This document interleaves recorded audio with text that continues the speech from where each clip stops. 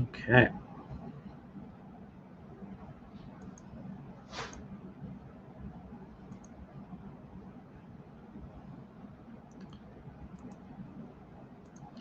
There we go. Right. And so for those of you guys that are tuning in, we're just going to take a moment here, allow some people to roll on in the room. We're going to give it a few moments across the stream world, or across that digital realm. I guess we could say throughout the digital realm, there is a heavy delay. And so we're just waiting for everything to get going here.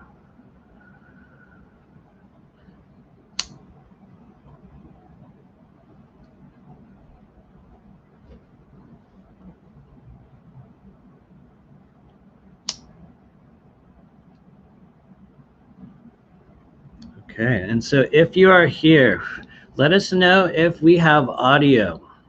Just let me know if you have audio. I like to check in the beginning of these. I have learned at this stage to check at the beginning if there's actually audio. Let me know if y'all can hear me.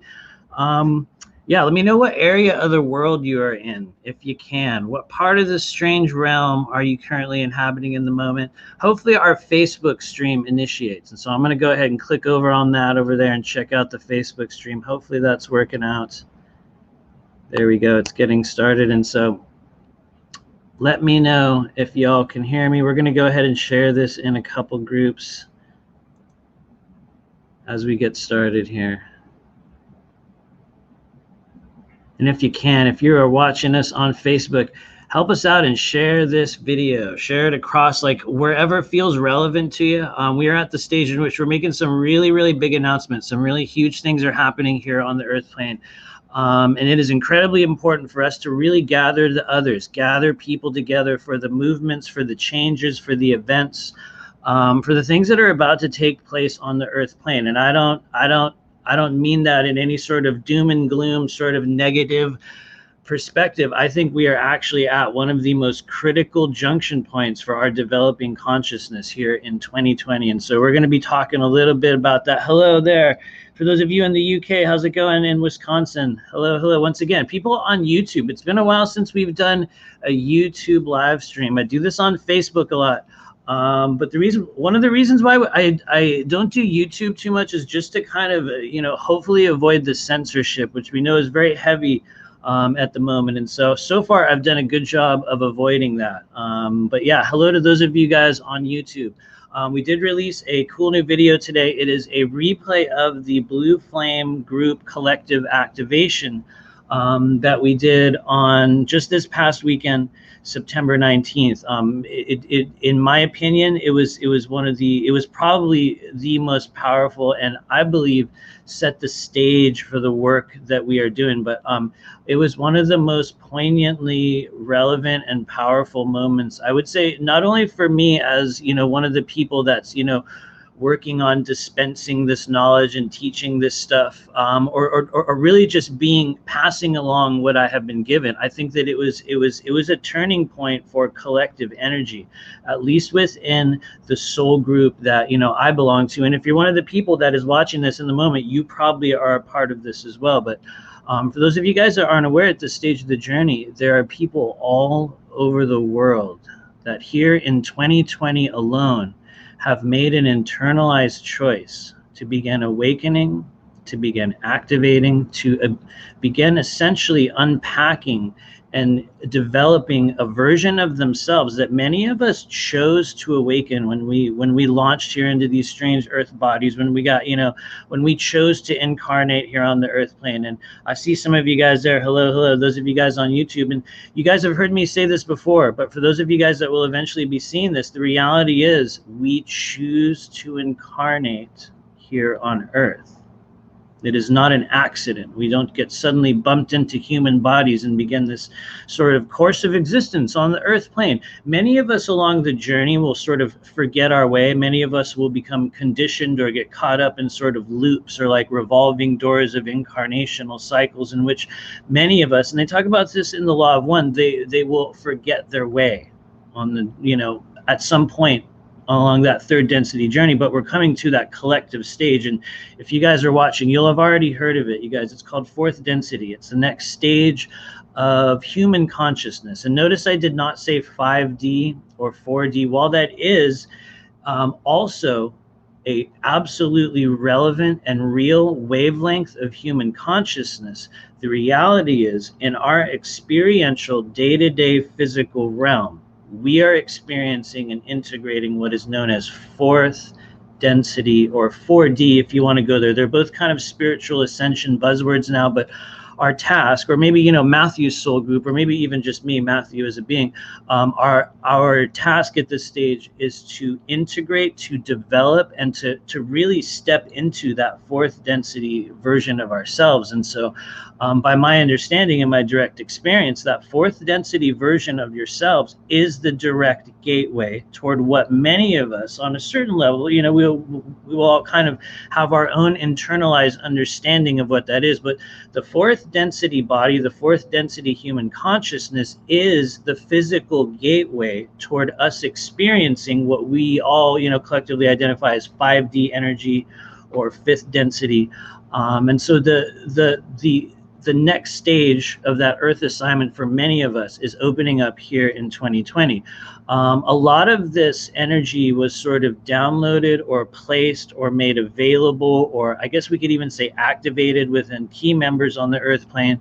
I believe in about August, early stages of August this year, throughout the Lionsgate portal on August 8th that many of you guys are aware of, and a couple of other key alignments that occurred afterward and also ultimately before. And so what's been happening at this stage is people are sort of changing alliances. People are forming groups. New groups are coming together. We could even say it on some level. Sometimes it sounds cheesy, you guys, but it's almost like brotherhood, spiritual orders. In some cases, and those of you guys that have heard me talk recently, in some cases we might even call them armies or movements. Whatever you want to call it, whatever term you want to add to it. We are at the stage of the Earth game in which many of us are beginning to come together. We're beginning to synchronize our energy. And what we're finding is that upon the synchronization of human energy on the Earth plane, we begin to develop and change. Our abilities change. Our bodies begin to heal. Our personalities shift. Things in our lives begin to change. And not just for us, it is the collective, it is the entire soul group. And so one of the overall collective assignments that was kind of downloaded into the Earth plane earlier this year has to do with, you know, individuals like myself and many others. Probably if you're watching this broadcast here, you are one of those as well. But we are being called to remember, to reactivate elements of ourselves from what some of us will call past lives. Some of us will call it concurrently running alternate lives. If you want to get really deep, there's a crazy wormhole that we can go into toward explaining what this is. But essentially, one of the easiest ways to understand it, you guys, is ancient knowledge returning to you once again, also to me, to literally everyone on the Earth plane. And this is just my understanding, so take it with a grain of salt. But it is literally everyone on the Earth plane who has made the internalized choice to expand, to move forward, to awaken, to realize, or I guess we could even say to become that next version of ourselves. And so through this expanded remembering process, many of us begin to experience and develop new abilities that we have been taught throughout, I would say, throughout most of our lives. They've been kind of stigmatized. That we've been taught that, you know, some of these abilities or things are what are essentially just natural states of human consciousness. We've turned them psychic. We've turned them energetic. In some cases, they've been described as magic. And you know, regardless of how, you know, we understand these things, one of the hallmark experiences of early stage fourth density is that this new version of ourselves awakens. And so a lot of us right now, and if you guys have watched my previous live streams or been a part of our previous events, you will probably be aware, and on maybe a very painful level for some of us, the extent to which you are sharing energy or experiencing energy from others on a whole new level. For those of you guys that are still in the sort of isolated parts of the world, rather, where you're still quarantined, quote unquote, or whatever we want to call it at this stage, most of us encounter the energy of others over social media. or what we will encounter on television or other forms. And even, just for those that are still in that space, it is undeniable. And you guys can search your energy as I'm saying this. You're experiencing other people differently. You are experiencing other people's emotions differently. You are beginning to encounter people in the digital realm, and you're starting to get this whole different feeling, or almost this download, or this sensation, or in some cases it'll be a negative feeling. And we're coming to the stage in our collective activation in which we have to begin learning about understanding and unpacking those energetic signals. What's happening in the body? What does it feel like? What does it mean? And how do we use those things to further empower ourselves here on the earth plane? And so if any of that stuff makes sense to you, if you're one of those people that have been noticing the level to which you are changing, and maybe you've been going, I don't know, I feel this is something. It's I'm feeling things differently. I'm getting these ideas. Maybe you're having these dreams where you're starting to travel out into these outer realms, and they're so incredibly vivid. You come back in the body, in the morning, and you're like, wow, that was more real than real. But it was just a dream. Or some of us are having these visions. Some of us are having these empathic downloads. Upon encountering other people, we're getting sensations in our body. We're getting understandings.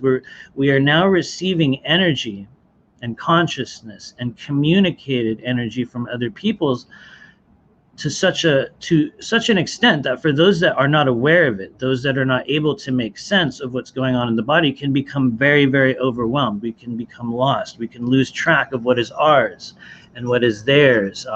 And for a lot of us right now here on the earth plane that are experiencing the great wave of, we will call it viral madness, that is also being mixed with a very, very distinct element of, parasitic control matrix architecture. We will use that word. Those two things mixed together are creating a nearly impenetrable wave of toxic emotion, toxic thought forms, a willingness to instantly subscribe or give into groupthink, this sort of, and to a certain extent, the social justice warrior archetype on a certain level is an extension of that loss of control and consciousness totally being taken away and replaced with some sort of collective kind of frequency of rage or constantly needing to be offended. All of those sort of toxic archetypal kind of personality types that are coming. You guys know what I'm talking about. For those of you guys able to read between the lines, you will know exactly what I'm talking about. But we are coming to the stage in the earth plane in which we need to begin taking direct control over what that stuff is, how it works, what our abilities are, what we're meant to do. And so one of the things we started just this past week was the Blue Flame Collective. And for those of you guys that want to check it out on YouTube, I will say, please do. It is a very, very interesting, 3-hour process. For those of you guys that have been in some of my earlier and other classes, you will notice in the energy clearing portion, it got really intense for me and everyone else, and I received many, many emails about this afterward, many comments. It was an intensely incredible download of energy, and I do encourage you guys to check it out if you're interested. It's essentially a kind of a free mini workshop in which we talk about kind of the plan ahead, what's going on the earth plane right now with respect to our abilities, what's activating, how to make sense of them. And then we go through a very, very unique energy clearing in which we open up 3 specific areas. And even if you don't watch this, even if it's not something that you take part of, it's good for people to know, because out of I would say the totality of the clients that I've been working with over the past year, I would say more than the past year, probably since early 2019, there has been a collective activation and a collective movement of energy into the solar plexus, right here in the gut, for many of us on the earth plane. And a lot of you guys have heard me talk about this many times before, so you can tune out for this part. But it is directly related to what they reference in the Law of One as being called the yellow ray activation in the body. And so kind of distilling a lot of that information down, what happens in the yellow ray activation stage is that we begin to make more deliberate use, whether it be conscious or unconscious use of the energy within the solar plexus chakra in the body. And the solar plexus chakra is responsible for a lot of not all, but a tremendous amount of what we would interpret as our gut instinct, as that feeling in your body, that sort of that impulse that you get when you encounter people's energy or danger, even in certain situations.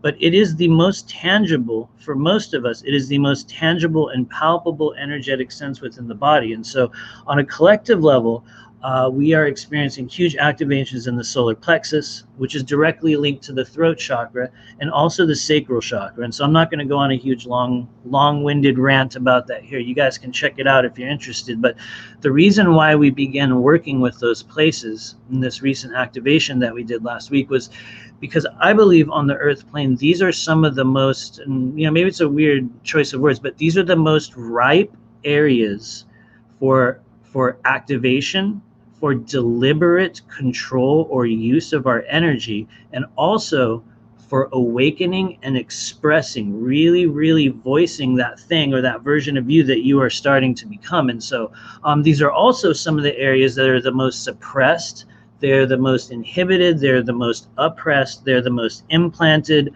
they're the most attacked. And so in our group activation, we worked with the sacral chakra, solar plexus, and the throat chakra. And anyway, not to go on a huge long rant about it, but I hope you guys will check it out. And so let us know if you have any questions. Hello, Miriam, Jen.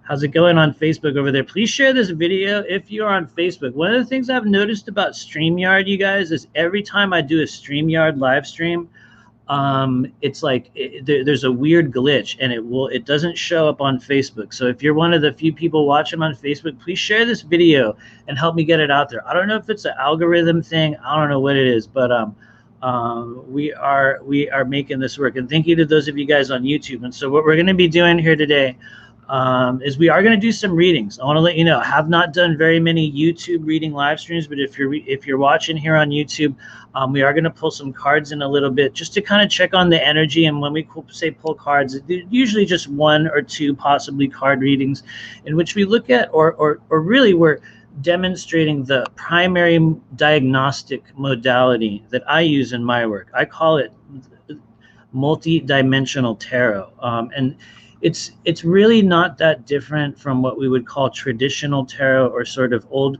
school tarot reading, because I don't know, if you guys are familiar with tarot, then you will know that in my opinion, it is incredibly irresponsible and kind of silly to think that you're going to reinvent that ancient modality. But what we can do is we can add, we can modify, and we can create new systems around the ancient understandings of tarot. And so one of the things we do in multidimensional tarot is we kind of tailor the energy more toward our structural understandings of the human body.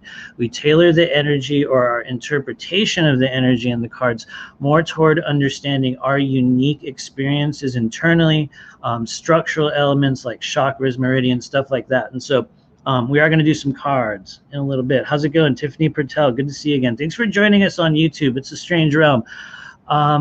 But yeah, current events, you guys. I don't normally get too into commenting on just kind of day-to-day events, especially. Some of you guys are going to cringe right here when I say, especially in the realm of politics, because I know that you can open up anyone's profile right now, any group on Facebook or YouTube, and you're just going to get slammed and inundated with this crazy echo chamber of kind of like polarized political opinions and all that stuff. But I do want to mention one thing, because a lot of us have seen this over just the past week, and don't get offended, but a lot of us noticed the passing or the announced passing of Supreme Court Justice Ruth Bader Ginsburg.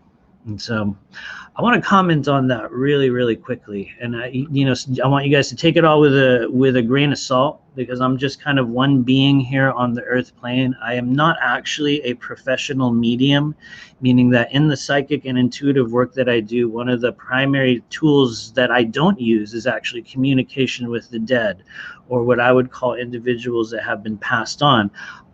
There are many cases in which that energy presents itself, or we will encounter the consciousness of people that may have passed. But by and large, in the majority of the work that I do, we're working with the multidimensional layers and the channels of information. But every now and then, something kind of pings my interest, something kind of shows up in like the collective stream, and I choose to take a look at it.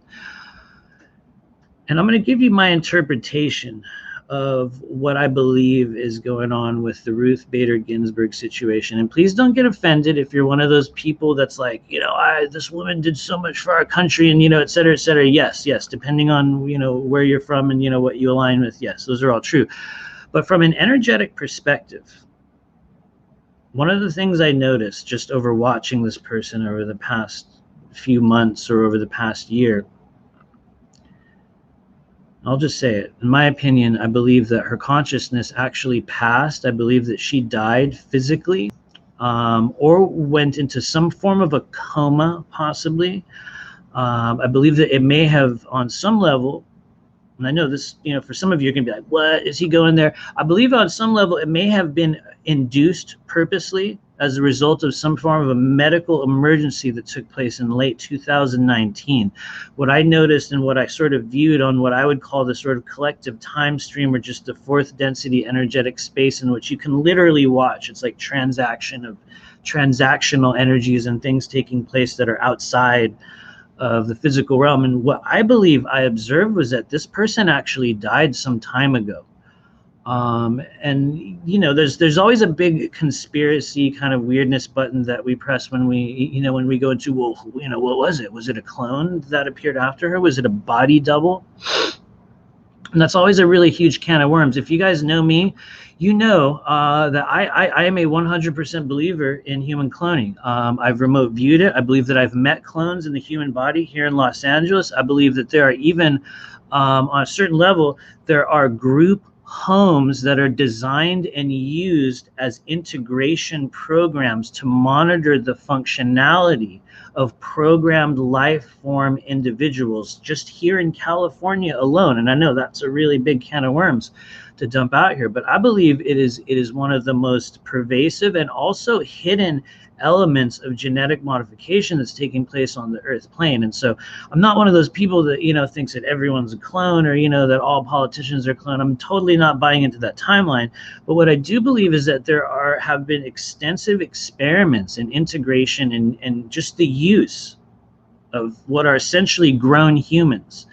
And so, who or what or how that happens, that's a whole crazy can of worms. But by my understanding, upon peering into or viewing energetically the energy of the person that was, in my opinion, replaced as sort of RBG, I can't say that individual was a cloned consciousness, like an actual cloned being.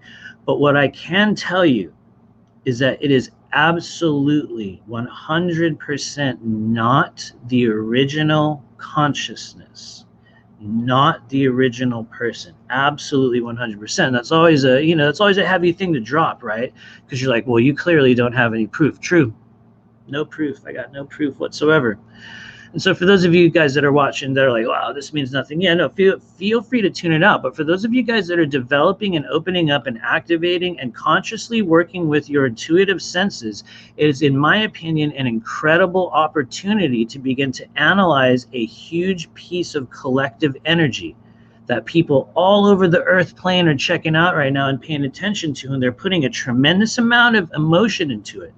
I think, just as a discernment exercise, it is an incredible opportunity to start to analyze what I believe will be, a later on in the future, a key disclosure, key moments in which we look back on what is happening now and we realize, well, we were lied to. Look at, and where else were we lied to, and what else happened, and what happened after that, and how did this whole thing get created? I believe in the future it will be proven that Ruth Bader Ginsburg was either replaced by a clone or a body double on the physical earth plane following her death. And I want to say it may have been in late 2018, actually. I believe that she actually died right around the end of 2018, maybe the beginning of 2019. And some of you guys saw that announcement, that sort of edited newsreel where they announced her death. I believe that at that stage, and this is also after looking at it, just what I believe to be the timeline or the energetic elements that were available to me. And, just because I see it this way does not mean that that's the way it was. That means that that was shown to Matthew. It might be something specific to me. I'm not one of those people that's like, this is the absolute truth, guys. I'm definitely not. But what I viewed at that stage, and it's literally getting pulled out of my head in the moment. So maybe we're not, maybe we're not supposed to talk about that. But I believe at this stage of the game, she was a clone or a body double. Definitely not the original version, as evidenced by very, very small pieces of evidence, you guys.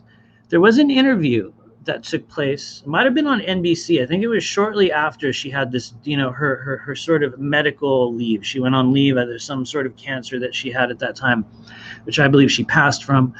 And there was a very interesting interview that took place with Ruth shortly thereafter. She got photographed in a few strange places that were later debunked as past photographs that were being passed on forward as just from years earlier.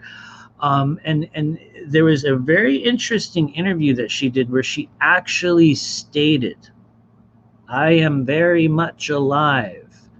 And for some reason, that was one of those key moments that they choose to like release, in like the sort of sizzle reel little blurb that they'll put out, for news posts, and they released that little portion of her interview where she was like, "I am very much alive." And so here's the thing, you guys, and I want you to take it all with a grain of salt. Once again, for those of you guys developing your intuitive abilities and starting to look at collective energy, make your own conclusions.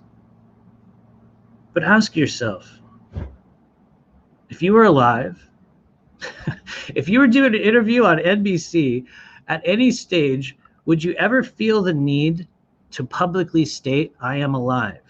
And granted, I think the questioner at that moment was actually stating there had been controversy or maybe even conspiracy around her not being alive. And so it was an interesting moment in which I believe they took to not only disclose a certain thing to the public for those with eyes to see and ears to hear, but also a moment of kind of energetic manipulation and reinforcement being dispensed through mass media, in which everyone was being programmed, yes, she's alive.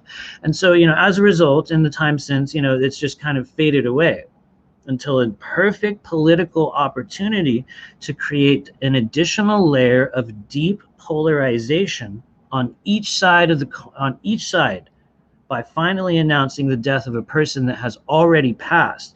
It becomes a very, very powerful tool for both sides of that political coin. And I'm not going to go too far into the politics of it, but I believe it was in my opinion, it's a brilliant tactic, whether you look at it from a positive or negative perspective. I believe it is also direct evidence of incredibly detailed manipulation of every single thing that we encounter right now, just through, mass media alone. And so take it all with a grain of salt, you guys. I think she was a clone, unfortunately, or at least that's my conclusion.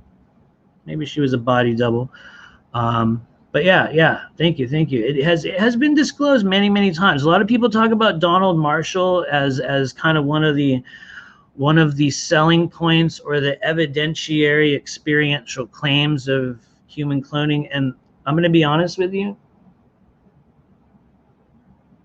I believe him when I've encountered his energy, when I have watched his interviews. He feels like a person that has been through what he legitimately understands as being, all of that stuff that's going on. But however, I think by and large, he is referencing kind of a different cloning experimental operation. The difference between the REM clones and the actual programmed life forms. And so I think one of the things that was in just more widespread use in years past were the REM cloning process, in which they would actually download your consciousness, or as you go to sleep, your consciousness would get pulled into an alternate version of you that had been created or grown, or I guess if you want to go there, had been cloned, whatever you want to call it. I believe that was one of the more common elements of, cloning technology that was in use by the elites for quite some time, like the top of the top. But I believe at this stage, what we are seeing with like the political arena are actual either programmed life forms or in certain cases, the original version of the individual in which they have been quite literally droned. And a lot of you guys have, are familiar with the process of droning. I can go into that if you want, but so it's not that they're necessarily clones. I'm not one of those people that's like all politicians are clones, all celebrities are clones. Who knows? In my opinion, it is probably so incredibly expensive to continue to grow and create, And I know we're getting very, very weird out there and conspiratorial today, you guys, but it's probably way too expensive for people like you and me to be cloned. And I'm saying that in a joking way, but you never know, guys. And so take it all with a grain of salt. But yeah, thank you for asking that. M. Olnova on YouTube says, what is droning? That's a very good question. And so, yeah, I will answer that. So droning has been referred to, I think, going back all the way to, at least my understanding, it is first referenced, I believe, in the 1930s or right before what we understand as World War II.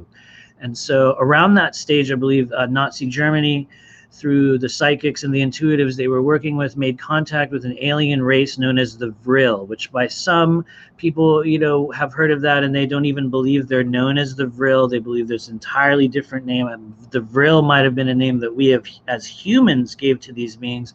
But by my understanding, they're essentially a parasitic form of extraterrestrial consciousness that will oftentimes, when it manifests in physical form, will show up as somewhat of kind of like a strange, and this is where we get really weird, guys, so just kind of bear with me and take it with a grain of salt. For those of you guys that haven't heard this before, many people describe the Vril beings as being very reptilian. Some of them are smaller, some of them are literally just a few inches tall, some are very tall. There are many, many different subtypes of this species, but it is believed that the Vril have the ability to implant their consciousness into human consciousness by use of what they call a proboscis, what is essentially an actual, it's an element of their conscious body that comes out of the head. And I know that's very weird for you guys that haven't heard this. Take it all with a grain of salt. But what they essentially do is they're able to insert their consciousness into another human body. They do it by attaching to and wrapping around the optic nerve, most usually on the left eye of a human. A lot of you guys that are familiar with the conspiratorial stuff can look up the Left Eye Club. Just Google that on Google image search, and you're gonna start to get pieces and elements of it. The truth around droning, I think, is not necessarily something that is being done solely by extraterrestrials on the Earth plane. I believe it has also been a reverse engineered piece of technology that could be in use by the Chinese government, probably the U.S. government, or just, the multinational, cabal, if you want to go there, in which they are now using a piece of technology that has the ability to once again interface with the left eye, implanting what is not necessarily always another person's consciousness, but it's like a partitioned hard drive that happens within the human body, in which a version of you is deactivated and an altered, stunted, influenced, or different, in certain cases, this is where it gets very dense and crazy, guys, it is also a digitally recreated element of your personality that can then be downloaded into the human body. And so for those of you guys that want to just watch a piece of, mass media disclosure about the process of droning, or what is essentially kind of the, what's the word I'm looking for? Transfer of souls through human bodies, you guys can watch the movie Get Out. That's a really good, I don't even watch movies anymore, but I saw that a few years ago and I was like, this is 100% real. And so the droning process has been going on all the way back through World War II. There's even photos that you guys can look up. There is a photo of what I believe to be a recreation of a droning ritual. I believe that back in the World War II era, they were actually allied, at least Nazi Germany was allied with these beings, and there was a process in which they would go through this ritual, and they would literally insert this proboscis into the left eye of the human. And what happens is, at that stage, by my understanding, and we're going very general and like rough through some of this information, so you guys can do your own research and sort of pull up more particulars on your own. But by my understanding, the droning process actually kills the reptilian or the host, or excuse me, not the host being, the implanting being. Upon the release of the proboscis, into the human body, that human body is now inhabited by that alien consciousness. And, for those of you guys that haven't heard this before, it's probably like, what? Take it with a grain of salt. This has been a process that I have observed, many other people have observed. I believe that on a certain level, and I realize how we got here, it was through the, all the weirdness with politics. I do believe that there are many politicians on this earth plane, people in the highest echelons of leadership on planet Earth, that have had their conscious literally replaced by some form of parasitic, in some cases digital, or recreated, or in some cases extraterrestrial consciousness. And so take it all with a grain of salt, you guys. Julie Porter, how's it going? Vril, yes, VRILL. Just Google it. You're going to find no, don't use Google. That's just a term. You guys know what I mean. Start researching the Vril. Very, very interesting.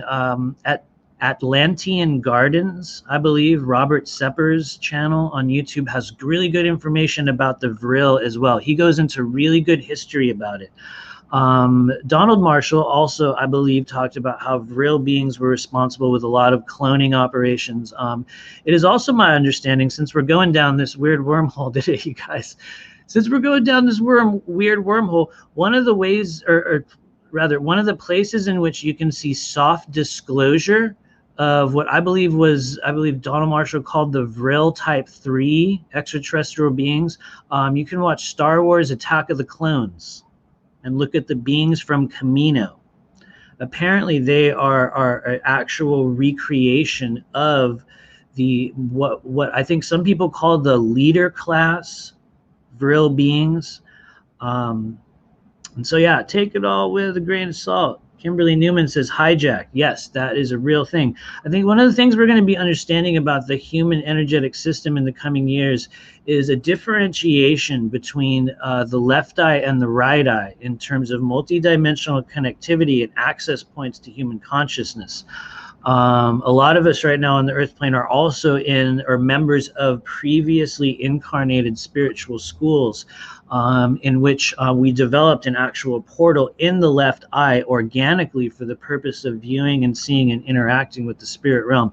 That's kind of a crazy disclosure for some of you guys, but I'm positive there are other people that are noticing left eye symbolism showing up in their world. And it's not always through the lens of things like droning or like parasitic consciousness, because that's not always what it's about. The human body is activating on incredible levels right now.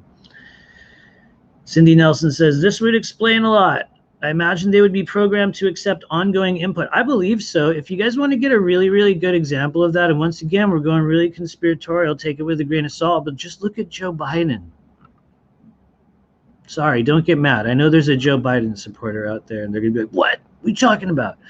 But no, really, this is just my opinion. Maybe this is Matthew just being a little bit of a crazy person here, but honestly, I'm one of the people that subscribes to the idea that Joe Biden had his consciousness replaced.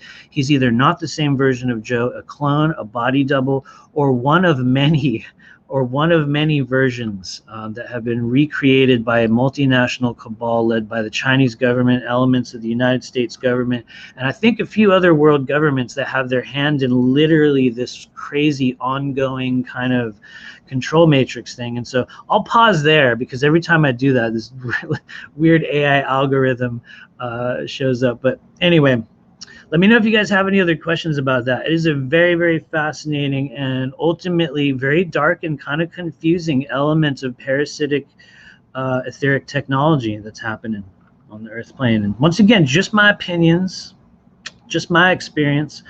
Sarah Lee says, could our DNA upgrade just not be the same as Vril implantation over the years? Yes, I believe that there are similar and probably nearly identical layers of DNA upgrading and elements of non-physical human anatomy that will expand and activate and develop in similar fashion to the way people that have had consciousness hijacked by parasitic technologies such as the Vril, but on a positive level. I believe that one of the experiences that we will see here on the earth plane is that for each and every element that we encounter, there is a shadow aspect of it that will also be currently playing out. It doesn't mean that, you know, we will encounter necessarily that shadow energy or that reversal or the opposite of that, but I believe it is both present. It is both present in organic and inorganic levels here on the earth plane. And so but yes, a lot of that has to do with DNA upgrades that are taking place. That is a real thing that happens. It is also very dense and difficult to unpack, you know, or rather articulate in a way that makes sense to people on the earth plane. I would say one of the easiest ways for people to just begin to understand the phenomenon of DNA activation, everyone will have certain people in their world. Maybe it's you, yourself, but a lot of us come to a stage in the human life cycle in which we reach a certain age or a certain point of development. And you guys have seen this with your friends. They get to this age and one path goes up and the other one goes down. People change, they will start to degrade. And other people, you guys have seen this in your social groups, suddenly they have these changes or these transformations. They start reverse aging. Their bodies change. They look different. You don't see them for a couple of years and they show up and you're like, whoa, that's so-and-so now? What? And for a lot of us in the future, we're going to begin to understand those crazy changes and those upheavals and those complete, like, we turn the corner, as being elements of DNA activating in the human body. Because what happens is, right as we begin this fourth density shift, right as the sort of internalized choice, and it gets crazy because the reality is there isn't an internalized choice that one will make to begin the awakening process.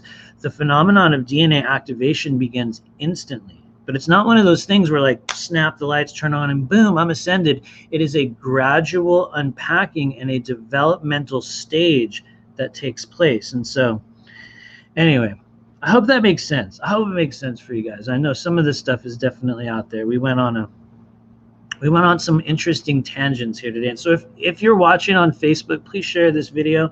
Help us get the word out about the Blue Flame Collective, about the School of Multidimensional Intuition. And I will take a quick moment to mention, for those of you guys, because sometimes people give me flack after this. They're like, you do a lot of, like, what's the word, promotion of stuff. Well, yeah, that is literally, I do. I'm very, very excited about the stuff that we are creating and doing. And yeah, I absolutely do. And so one of the things we have coming up, for those of you guys that are interested in what I believe to be true multidimensional intuitive healer training, we have a really, in my opinion, it's probably the most important workshop that I've done yet. It is the meridian clearing and intuitive activation. It's called a fourth density survival series. And what we're doing is we're beginning a process of unpacking and understanding and beginning to make use of the energy of the meridian system in the human body. For those of you guys that are beginning to understand, multidimensional intelligence, intuitive abilities, and also for those of you guys that are wondering, how is it that we actually activate our DNA? How do we actually turn these skills on? How do we actually activate that next version of myself? Well, the reality is there are many. But one of the things we are finding, for those of you guys that are kind of in tune with this wavelength of energy, is that one of the ways we can take direct control over our energy is through understanding and making use of the meridian system. And so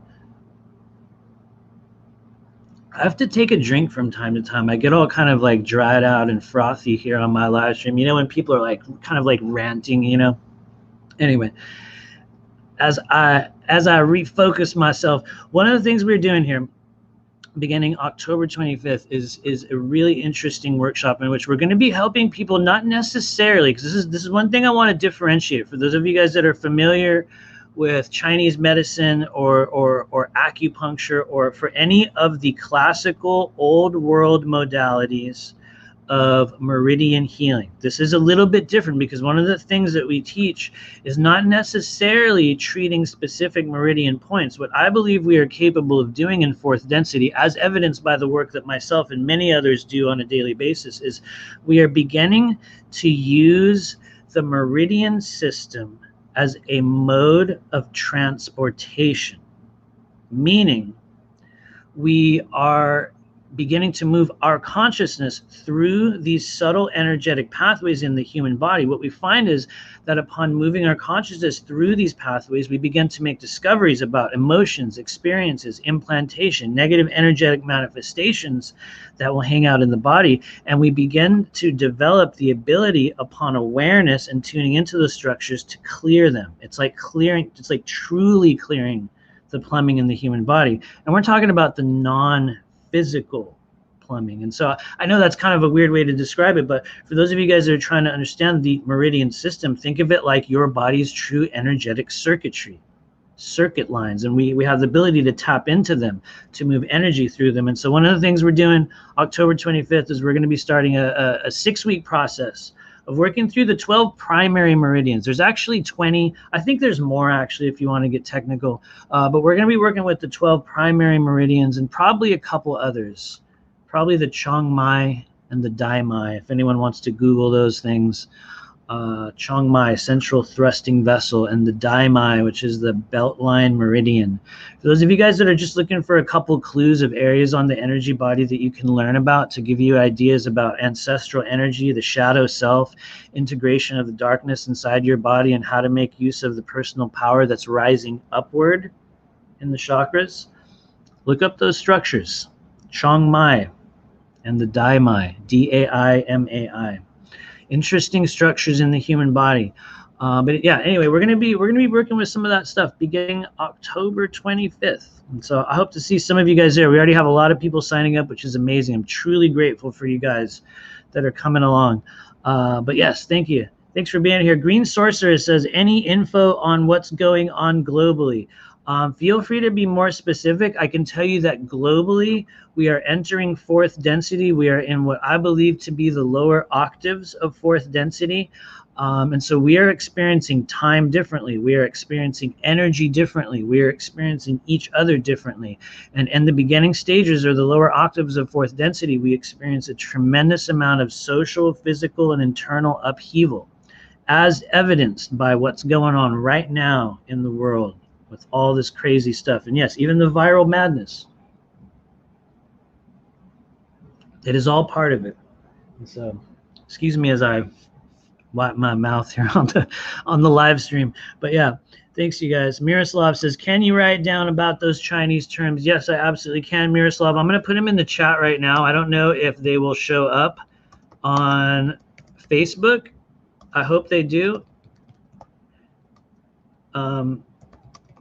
But yeah, I'm going to put them in the chat. I would say, you know, just look up these structures. If you're here watching this right now and you're like, what's this guy talking about? Integrating the shadow self, the release of darkness in the body, coming into contact with, you know, ancestry or ancestral frequencies in the body and the level to which they will relate to you actually projecting energy outward in the world. I know that's a lot. That's a big statement. But for those of you guys that are reading between the lines, these are places that you can begin to work with on the body.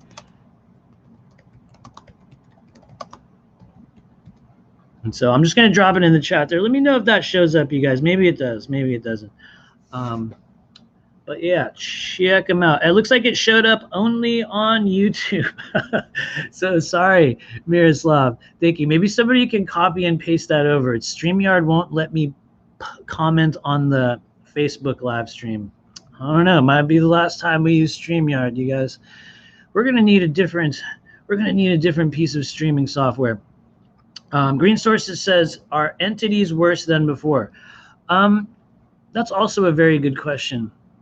In my opinion and experience, I would say that it's not so much that when we talk about entity activity or what I call negative energetic manifestations, and I know that's just kind of like a more complex way to say entities, but it's just a term that I use to encompass the entirety of negative energetic manifestations, which could be anything from, you know, entity attachments, implants, oppression, frequency interference, all of those things. I would say it's not so much that these things are worse. I would say that on a certain level, they're actually becoming weaker. They're not as strong or they're not as dominant as they were before. In fact, if you want to get technical, I believe that as a whole, the entirety of the parasitic construct, if there is one consciousness, you know, kind of, you know, working with or, you know, like connected to the whole thing, I believe it is a frightened animal watching its impending doom coming around the corner, frantically striking out and clinging to every single bit of loosh or energy or trauma or control that it can. And so, I would say, on a certain level, when we encounter beings in that stage, they may be more dangerous. They may be more likely to strike. They may be, like that animal in the corner that's like, striking out. But I wouldn't say they're necessarily worse. I would say that we are becoming much more capable of discerning and understanding and working with that energy. And so I would say for some people, when they talk about, just energetic warfare or the parasitic construct, some people will perceive it as being way worse. But on some level, maybe we're just more aware of it, because that sort of veil of like collective energy that's been placed over us, that's been blocking us from accurately perceiving the spirit realm, it is thinner now than it has ever been in our entire life cycle here on Earth. And it's a cyclical thing that happens. This is not the only time. We've been very close, in my opinion. I think it's like 5 or 6 times we've been at junction points like this on planet Earth. But at this stage, that veil is falling. Somebody was talking about it a couple of years ago. It was a term that I kind of jumped on, is that we are in the age of the unveiling of hidden knowledge. And so, we're just becoming more aware of it. I don't know, maybe I'm ranting here. Francesca got it. We are becoming more aware. Absolutely. Thank you, Francesca Free. Thanks for hanging out here, you guys. Paul Greenleaf says, any hints on how to get a glimpse beyond into fourth density or see auras? Actually, yes, absolutely. Thanks for being here, Paul Greenleaf. If you're still here, and sometimes people don't like this answer, so forgive me if you're like, whatever. But if you want to begin, this is my experience, so just take it with a grain of salt.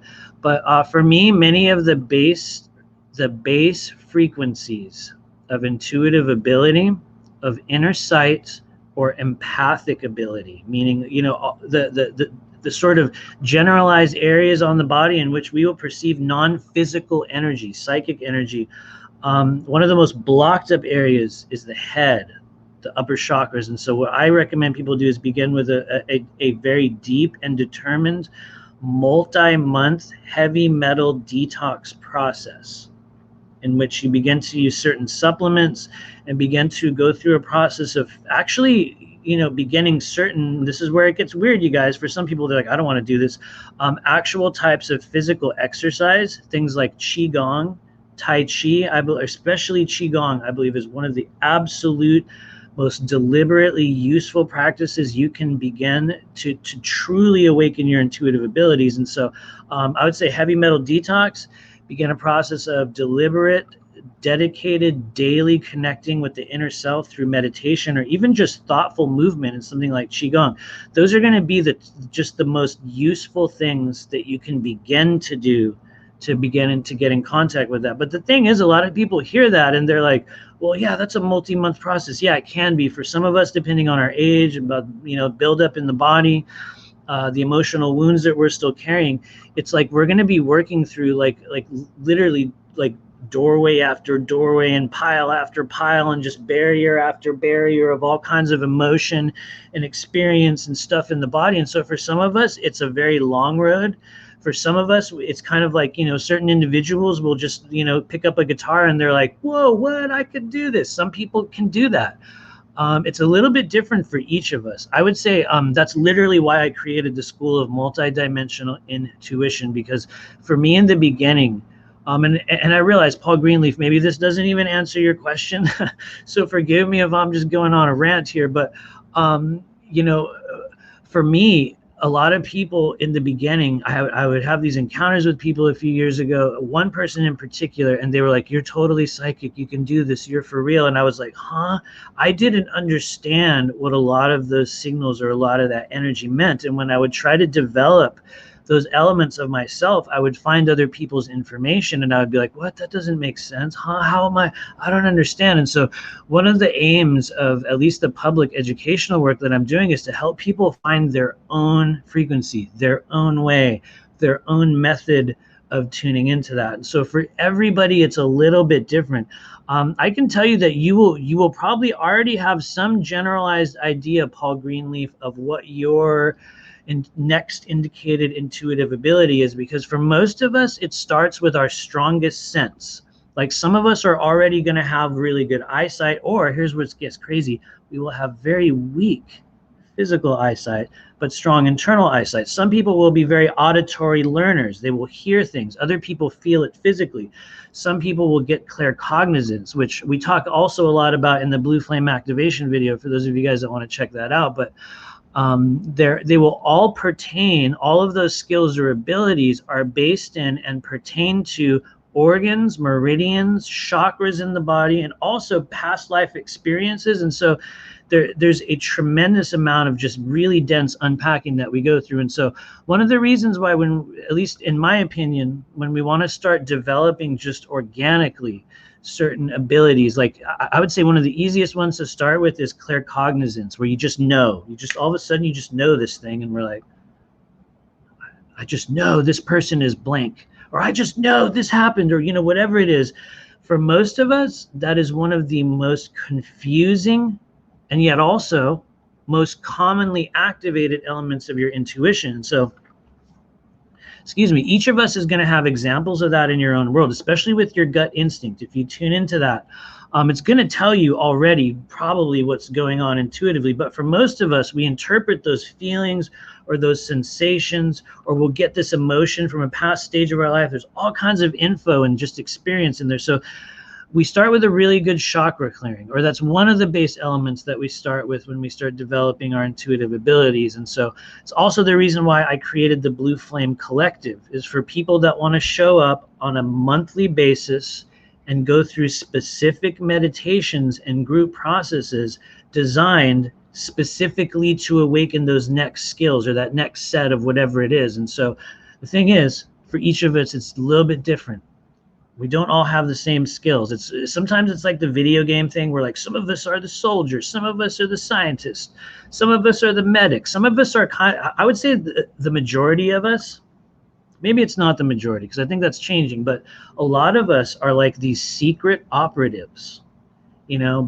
By day we have these normal jobs, or whatever it is. By day I work in an office, but by night, and for some of you guys this is cheesy, but by night we are operatives for truth and planetary liberation, expanding our consciousness and healing the human mind body spirit complex. We are choosing to group together and synchronize our energy. And the reality is, I mean, especially for those of you guys that look at just the intensity and the amazingness of the law of one, they talk about, I don't know if I have the language correct, but it's the passive or active receivers or transmitters of that multi-dimensional energy. And so each of us has our own ability. We have our own calling. We have that next stage that's coming online. And so yeah, that is why we are here. And so I would say, look into the areas of your life in which you've also felt very minimized.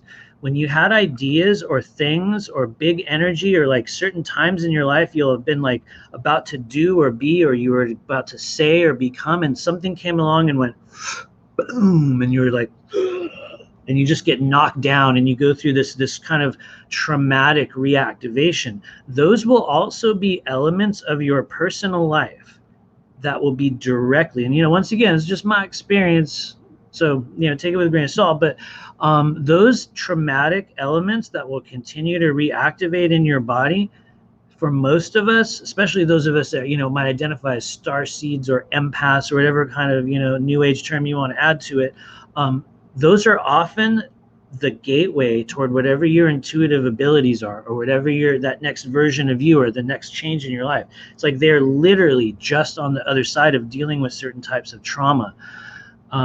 Especially trauma that kind of silenced us, that pushed us down, that like contained us at earlier stages of our life. And so, oh, nice. Charlene says, anyone else spend 3 days building their Skyrim character? I'm so glad you know about Skyrim. Man, I was so obsessed with Skyrim for a while, Charlene. Seriously, I was so into that. Later on after Skyrim, and this will be a non sequitur for a lot of you guys, you'll be like, what the hell is this guy talking about? Yeah, I was an obsessive gamer. Excuse me as I drool on myself here on my own live stream. I was an obsessive gamer for many years. I still am, but yeah, after Skyrim, I picked up the Dark Souls series. I picked up Dark Souls, and I never looked back. Someone out there, there's 56 people watching this stream. Someone out there knows what I'm talking about. I will leave it there. Anyway, thanks you guys. Laura Lee says, do you have any type of offer deal to purchase Blue Flame Meridian courses together? Just a thought. Thank you. That is a really good question. The way that it works right now, Laura Lee, is that for those people that join our Patreon group, and you have a couple methods. I'm not one of those people that likes to get into like join at this level and you receive blah blah blah. But for the people that join the Patreon group, you have direct access to the monthly processes that we do. That's kind of what it was designed for, to give people a way to join us every month on a level that's not expensive, that they can show up and be a part of a thing. And so for those people that join the Patreon group, you get a really, really huge discount on the workshops that we're doing. And the reality is, and sometimes this is a crazy thing to say, you guys, if you're one of the people that sees this broadcast and you very, very sincerely want to take part in this, and you don't have the money, and you just know, like, damn, I wish I could do this, please message me. Send me an email through my website. One of the agreements that I have in this life is that we will facilitate openings for people that truly, truly want to learn and be part of this. And so we do accept payments. We do accept other, we accept other forms. It's just kind of a weird agreement where it's like, I have to make this available to people. And so even for people that have nothing to exchange at all, a lot of people will get in anyway. In certain cases, we will just give you the files of the class and you can, watch them. A lot of this stuff is, posted on YouTube later on. So yeah, there are many ways. And so, yeah, anyway, and Jen Armstrong is back. Hello, welcome back. We're just ranting generally, and what's crazy, I didn't even do any readings yet, but yeah, totally, Miroslav, I was obsessed. I kind of still am. No one will know what I'm talking about here, but yeah, I've been obsessing on this game, Sekiro: Shadows Die Twice, over the past few days, and most people on the stream are going to be like, what's this guy talking about, whatever, but yeah. That's the other version of Matthew, the weird obsessive gamer that's like screaming obscenities at his like PlayStation at 3 a.m. Fighting weird demons and monsters online. Yeah, that's my other that's the other version of me.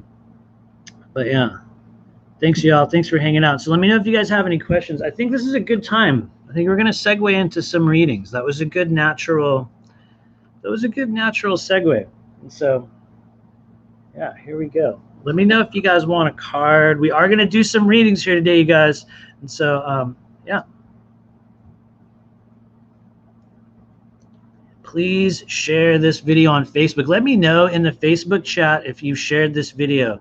And I'm going to make sure that we give you a one card reading before we leave here. I will pull a card for you because Facebook's been sort of squishing down my live streams every time I use StreamYard. And so it's probably going to be the last time I use StreamYard. I'm not saying that because I don't, it's actually really easy to use, but it seems to limit visibility in ways that when I just do it organically through Facebook, it's totally different. But damn, oh, see, here we go. Everybody, all the gamers roll out. You guys tell me what games you're playing. I am actually genuinely interested in that. Everyone else on the live stream is going to be like, Matthew, who cares about video games? But yeah, no, let me know. Let me know what you guys are playing. In the meantime, we're going to do a reading here. Let's see. Who do we have? Sorry, guys. I've been like drooling over myself and frothing at the mouth here while I'm talking frantically on the live stream. Okay, who do we have? Jen Armstrong. I see you were the first one in the lineup here. There might have been some other people that asked at the beginning. Sorry, that's like many comments away. But yes, we're going to start here with Jen Armstrong. Hello, hello. And so what we're doing here, you guys, for those of you guys that are watching, especially those of you guys on YouTube, because I haven't done very many kind of tarot live streams on YouTube, what we're doing is we're demonstrating the art of multidimensional tarot, in which we take a very generalized and quick snapshot of your energy in the moment. Oftentimes, it's just what we need to know, a key detail about our own world, things that are going on in the body. Sometimes it's structural, like meridians or chakras, or sometimes it's just an emotion. But I always like to say, take it with a grain of salt. One of the things I notice with people that do readings on social media and just in what I believe I do is analyze the energetic stream of, kind of transactional energy that's taking place. I believe it is a highly generalized and very, very mixed up bag of energy that we encounter, especially when we do readings over social media. So I always like to say, and a lot of you guys have heard me say this before, take it with a grain of salt. If it feels right, hold on to it. If it doesn't, throw it out the window. And so, because, just because I'm seeing this thing through the crack in that energetic doorway, it doesn't mean that anyone else will. It's like I'm looking under this side and someone's looking over here, and so everyone has their own individual view. But yeah, Cassandra says, Facebook didn't even notify me. I know, right? That's what I have noticed. I actually had to change the Facebook stream to it. Somehow they set it to only me. I don't know if that's a standardized setting now with Facebook when you try to do live streams through StreamYard, but yeah, it sets it to only me, so no one will be able to view it. So I had to shoot in there and put it on public. But anyway, sorry, Jen. We're gonna pull a card for Jen. Here we go, for the mind-body-spirit complex known as Jen Armstrong. And here's the fun thing, guys. You guys get to see it live and in the moment. I'm not gonna pull cards on the side. So we're gonna do it live in the moment for Jen Armstrong. Here we go. Jen Armstrong, you've got the Fool. And so let me explain, guys. I also want to tell you, if you're watching me for the first time, you will notice, you guys, that these cards with my webcam don't really focus well. So they're going to be pretty blurry a lot of the time, and I have to hold it up against my face. Don't worry. The good news is I'm going to order a new webcam. I don't know. I should probably do it every day, but I don't. Anyway, Jen Armstrong, you have the Fool. What does the Fool mean, you guys? When the Fool shows up in your path, in generality, we're being general, just what does she need to know? The Fool denotes, first off, absolute capability. Not everyone realizes this with the Fool, but there is nothing the Fool can't do. They're a universally capable being. Oftentimes they are kind of starting at zero in certain areas of their life. They may be, reinventing themselves or recreating something. They may also be in a stage in which they're just sort of wandering or meandering and still trying to decide what they're doing or like where they're going or whatever it is. And so when the Fool shows up, I think it's an incredibly useful thing to have. Although a lot of people hear it and they're like, what? The Fool's negative, right? It's not. It does not on any level have to be. I think what the Fool, if it asks you to do anything, Jen Armstrong, if the Fool says, hey, Jen, you should do this, it says, become very specific and deliberate about what it is you are moving toward, what it is you are creating, or whatever it is that you're manifesting in the world.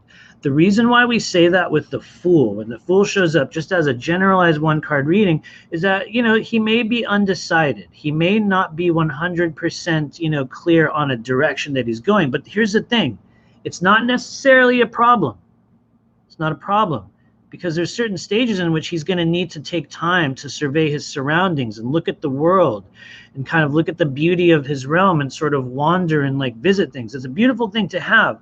But when we come into a stage in which we are plagued by uncertainty, in which we become wounded or afraid or otherwise in need of direction, one of the things the Fool will ask you to do is to choose tangible directions. Look at and I see you there. Nothing fools me. No, good. It's definitely not about you being a fool, Jen Armstrong. Not at all.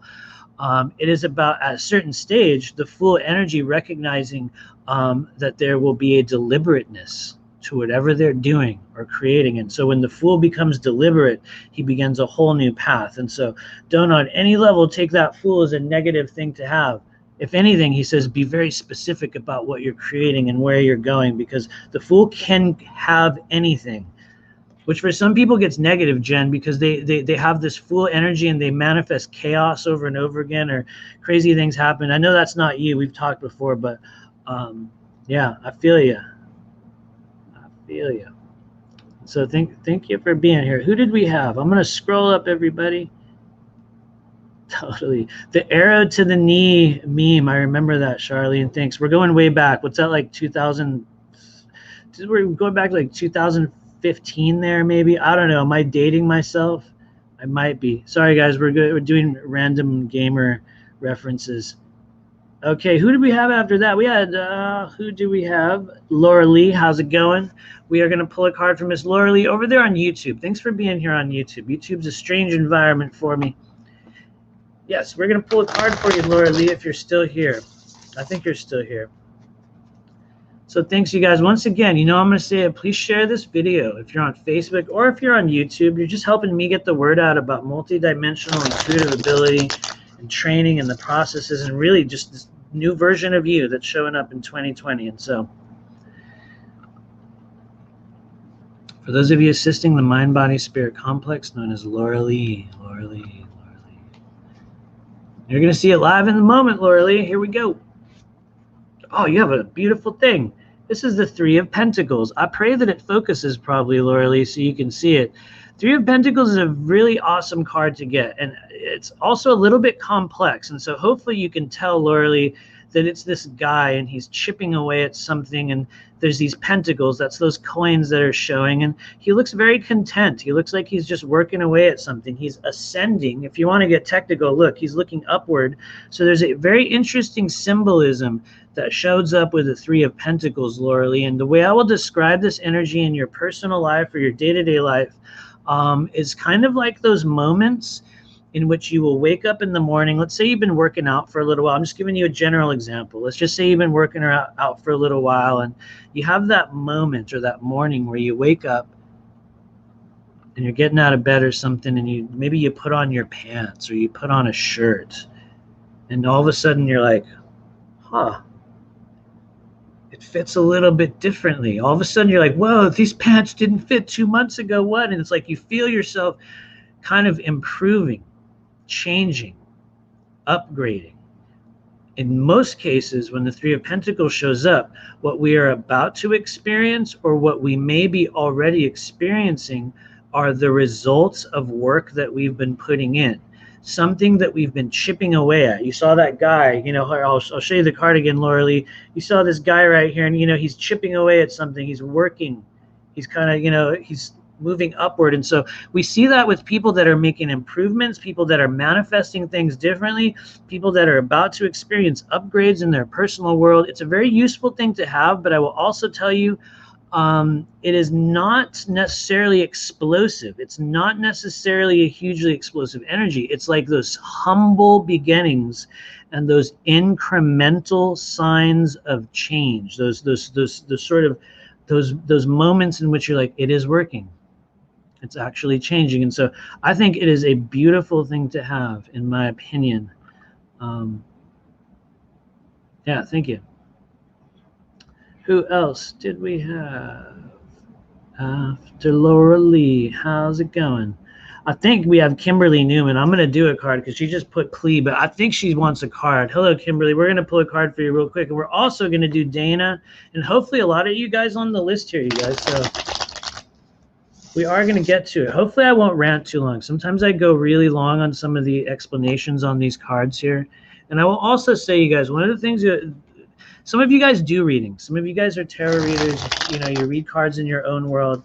And I like to be very specific about how I mix up the energy and how I shuffle, because I'm just going to go there. I have a little bit of a pet peeve, you guys, with people on tarot live streams that just do this thing. And they kind of present as if they're mixing up cards and they're shuffling. And as a person that does this professionally, like literally every single day, what I have noticed with that method of just haphazardly, like, you know, reshuffling cards in that way is that I don't believe that it always accurately mixes up the energy. And it's just a behavior thing that I've seen with people on live streams over and over again. And so for those of you guys that are trying to learn how to read tarot, for those of you guys that are trying to learn how to read energy, you know, they're trying to open up intuition, one of the things that I like to talk about in my tarot classes is we mix up that energy. You clear the space in between each individual person. I don't mean necessarily the energy of the entire space, but we'll clear that energy from the cards with just deliberate, you know, kind of just old school shuffling. And so for some reason, I feel like it's important to mention that today, because I believe that the way that we engage with the energy, the processes, and the specificity around how we go about, you know, connecting with people's energy has a direct impact on the quality or the specificity of the information that comes through. And so Sorry to go on a weird rant, you guys on Facebook that watch all the tarot live streams. Some of I know everybody does that a little bit. It's just, you know, we all get a little weird about certain things. But as a person that does it, I'm like, you're not even mixing up the cards. I see you. Some people are pro though, and they can really reshuffle like that. But for those of you guys that have cards at home, try it. See what happens. You know, maybe I'm just being weird. The energy will present itself in the way that it's meant to. But anyway. Thanks for listening to my weird rants. Kimberly Newman, we're going to do a reading for you, and I'm going to skip down to the bottom so I don't lose everybody's comments. We're going to do Kimberly Newman and then Dana Blazing. So just so I remember, because sometimes I forget, you guys.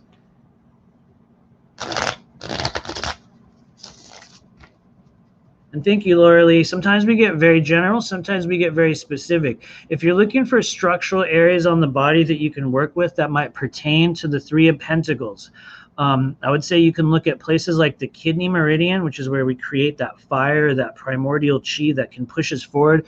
It can also cause anxiety if it's not balanced properly.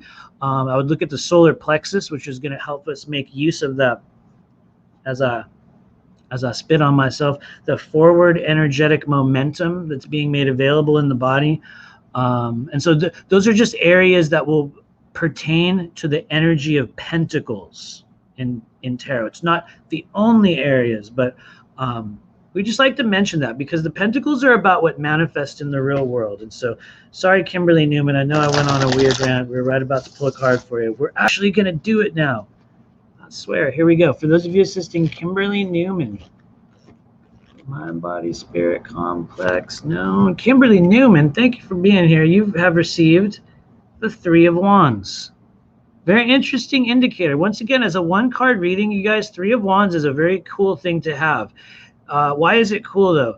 Kimberly Newman, and I guess maybe someone else who needs to hear this as well. It feels like someone else needs to receive the Three of Wands, but I'll show it to you again. Hopefully it focuses. What is it? It's this guy, Kimberly, and he's looking out over the water on this cliff, and I know it's blurry, but he's looking out over the shore. And down below, there's like these ships approaching, or these sort of boats that are showing up. And so the symbolism with the Three of Wands tells us that something is approaching. Developments, changes, options. It doesn't tell you what is approaching, but it is one of the most reliable indicators of events approaching, usually within 90 days. And I know it's always very dangerous to be like, something's going to happen in this period of time. Oh, it's such a delicate can of worms, guys. But one of the cool things we do have in tarot is that there are certain signposts, certain pieces of information that will say, here's one of them that says, oftentimes within about 90 days of receiving this type of information, sometimes less, because as soon as we hear about a period of time, it instantly starts changing if you don't know. But we will experience options, changes, ideas, things. Here's how you know what they are, Kimberly Newman and everyone else trying to understand Three of Wands. The wands take place in the physical world. They are things we actually do. The wands will play out. We will, physically conduct wand activity. And so when you see the Three of Wands, I think you have events. I think you have things showing up. But you will have to investigate, because the thing about Three of Wands is that it doesn't tell you what's coming, if it's good or bad. It's just like, hey, there's some key events approaching you on the horizon in the very near future. It's going to be your responsibility to fully investigate whatever that is. But for many of us, those are where the next stages of mystery or understanding or learning or whatever it is that we signed up for shows up. And so it's a good card to get, Kimberly, when we're waiting for a word, or if we're wondering when, or if we're wondering, is it happening? It doesn't say it is, but it says something is happening. And so that could also be incredibly general. Teresa Kestner's here. You know how it is when you're doing one card reading. She knows exactly how it is. Thank you. She agreed. Thank you for agreeing on that, Teresa. I know you do readings all day as well. I'm just a person that shuffles constantly, and maybe that's me going like, I have to mix up the energy. I got to clear the energy. So maybe that's me. Maybe that's just my own little thing, but she knows, what's going on. I believe after that, I remembered this time we have Dana Blazing. Dana Blazing, good to see you once again. Dana Blazing. So we're going to pull a card for Dana here today. Hopefully you're doing well out there. I think last time there was some emotional intensity or some form of intensity going on in your world. We'll just see what shows up here today, Dana. For the mind-body-spirit complex known as Dana Blazing. And here, Dana, you get to watch it live in the moment. Dana Blazing, you've received the Magician. Very interesting. Also, I will say very general as a one-card reading, because the Magician, depending on the context of what's happening in your world, can be many different things. I think when we look at it as a one-card energetic indicator, it is a transformation. It is an entire stage of your life in which an old version of you comes to pass and this whole new thing begins to be born. But the thing about the Magician is it's a deliberate choice. What happens during the stage of the Magician is like many things will be restructured or changed or altered in your world. And kind of like what we're doing in the School of Multidimensional Intuition, it's like this new version of you emerges. But the thing about the Magician is if we're looking at it from kind of a generalistic perspective, it's not always necessarily positive. It depends on your alignment. It depends on your internal condition. Some people can transform negatively in a generalized stage of the Magician, but I think the reason why it shows up for Dana Blazing here today is because, and granted, this might be everyone right now, Dana, but I think it signals an increase of internalized knowledge and some sort of a breakthrough that I think is coming to you toward the maybe in the month of December. And I know it's always difficult. It's always risky to be like, hey, in this month of your life, a specific thing is going to happen. And I don't know what that is. I'm just feeling into the energy that presents for you. But it feels like there's been kind of some form of long-running processes or areas of your life that either have been waiting to end, or you've been wanting it to end, or you've been trying to either change or kind of transform, or in certain cases, and hopefully I'm not just ranting here, Dana, but it's like doing a 180 in certain areas of your life. And so it feels like you have a big batch of just, maybe Magician related transformational energy that is available.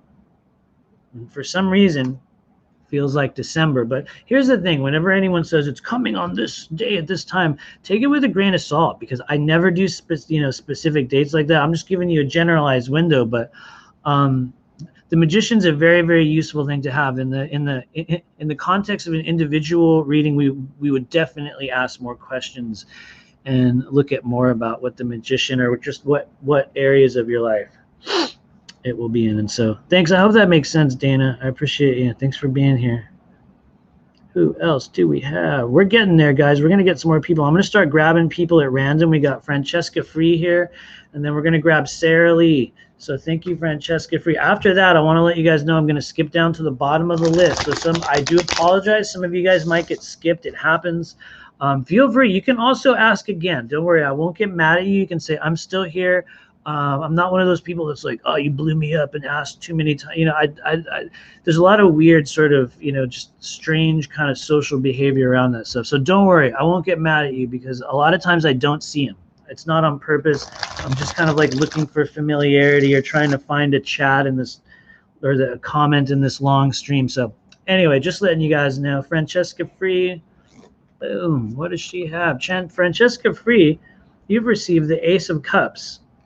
Now, if you want to get technical, Francesca Free, this is actually a timeline shift opportunity pertaining to oftentimes cycles of relationship, cycles of emotion, cycles of self-identity, kind of, the version of yourself that you've been holding within you for a period of time. When the Ace of Cups shows up, we are at a cyclical, opportunistic stage in which, if you are willing to make really big moves in areas of love or emotion, or not necessarily those, sometimes it's just emotional growth or self-identity, or the way in which you present yourself to the world. All of those energies or experiences can be contained or summarized within the energy of the cups. And so Francesca Free, I think this is a beautiful thing to have, so long as you're willing to challenge the long-running cycles in your life. And you may have certain cycles of relationship or emotional involvement or whatever it is that are coming back. And so if you are able to notice cycles in your life with the Ace of Cups, and you're able to totally break or reinvent or utterly like just really rebirth an element of yourselves, whatever you're carrying inside you. Some of you are already going to be in that stage when you receive the Ace of Cups, and that's going to be one of the guideposts that will tell you that you're in that stage. But it's a very powerful thing to have as long as you're willing to make very bold moves. And so be bold, challenge your self-identity, be willing to break through cycles of relationship, emotion. There you go, I said it again. But yeah, thank you, Francesca Free. Sarah Lee, you're next. Thanks for sharing, Sarah Lee. I appreciate you.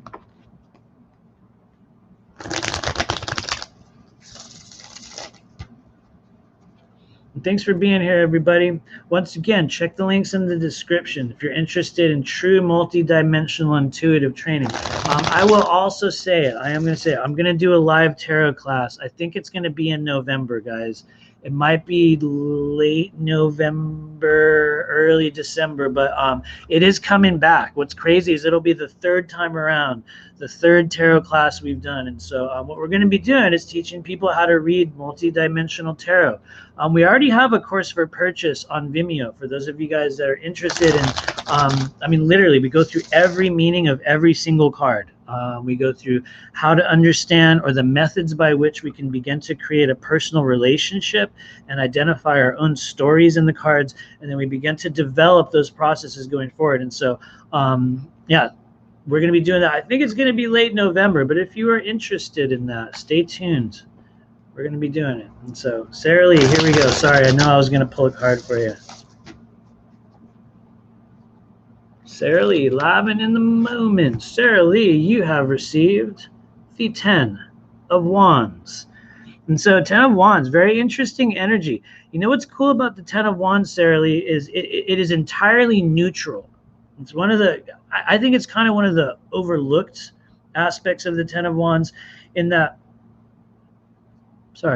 when the 10 of Wands shows up and you're wondering, you know, what does this mean for me? It means that an element of your life is coming to a close. But here's the thing, people hear that and they're like, what? It's not always a bad thing. It's not a good thing. It is a closure indicator. In certain cases, it can be a physical departure. In certain cases, we'll literally be gathering our things and moving on to a new destination. The reason why I say it's neutral is because, first off, and I know it's very, very blurry, Sarah Lee, so forgive me, but we don't get to see the individual's face. And for those of you guys that are trying to understand symbolism in tarot, oftentimes when an individual's face, or rather, at least in this deck, Robin Wood, some of the symbolism will give us clues as to, you know, this is a neutral departure. It is up to us. And so how do we understand what area of our life it pertains to? It's whatever's physically closing, whatever physical chapters are about to end. And who's to say? Maybe there aren't any. Maybe you're approaching this. Maybe you've already made a physical closure. Maybe you've actually just moved. Sometimes this is a moving energy, Sarah Lee. Sometimes, you know, with the 10 of Wands, every once in a while, you guys, on a social level, we can be fed up with something. It can be neutral, but it's going to be up to you as to how you want to interpret that, because we don't get to see the individual's face. So it's meant to signal that it is somehow dependent upon you to define the emotional quality of that departure. And so I think it's a useful thing to have as long as you're willing to look with a very open mind into the areas of your life that require physical closure, because it'll be the end of an era. And I've said this many times, you guys, but when it comes to the 10s in tarot, it can be the end of an era or the end of a week. It's not always a huge area of your life. So take it with a grain of salt. Thank you. And so, yeah. Oh, here we go.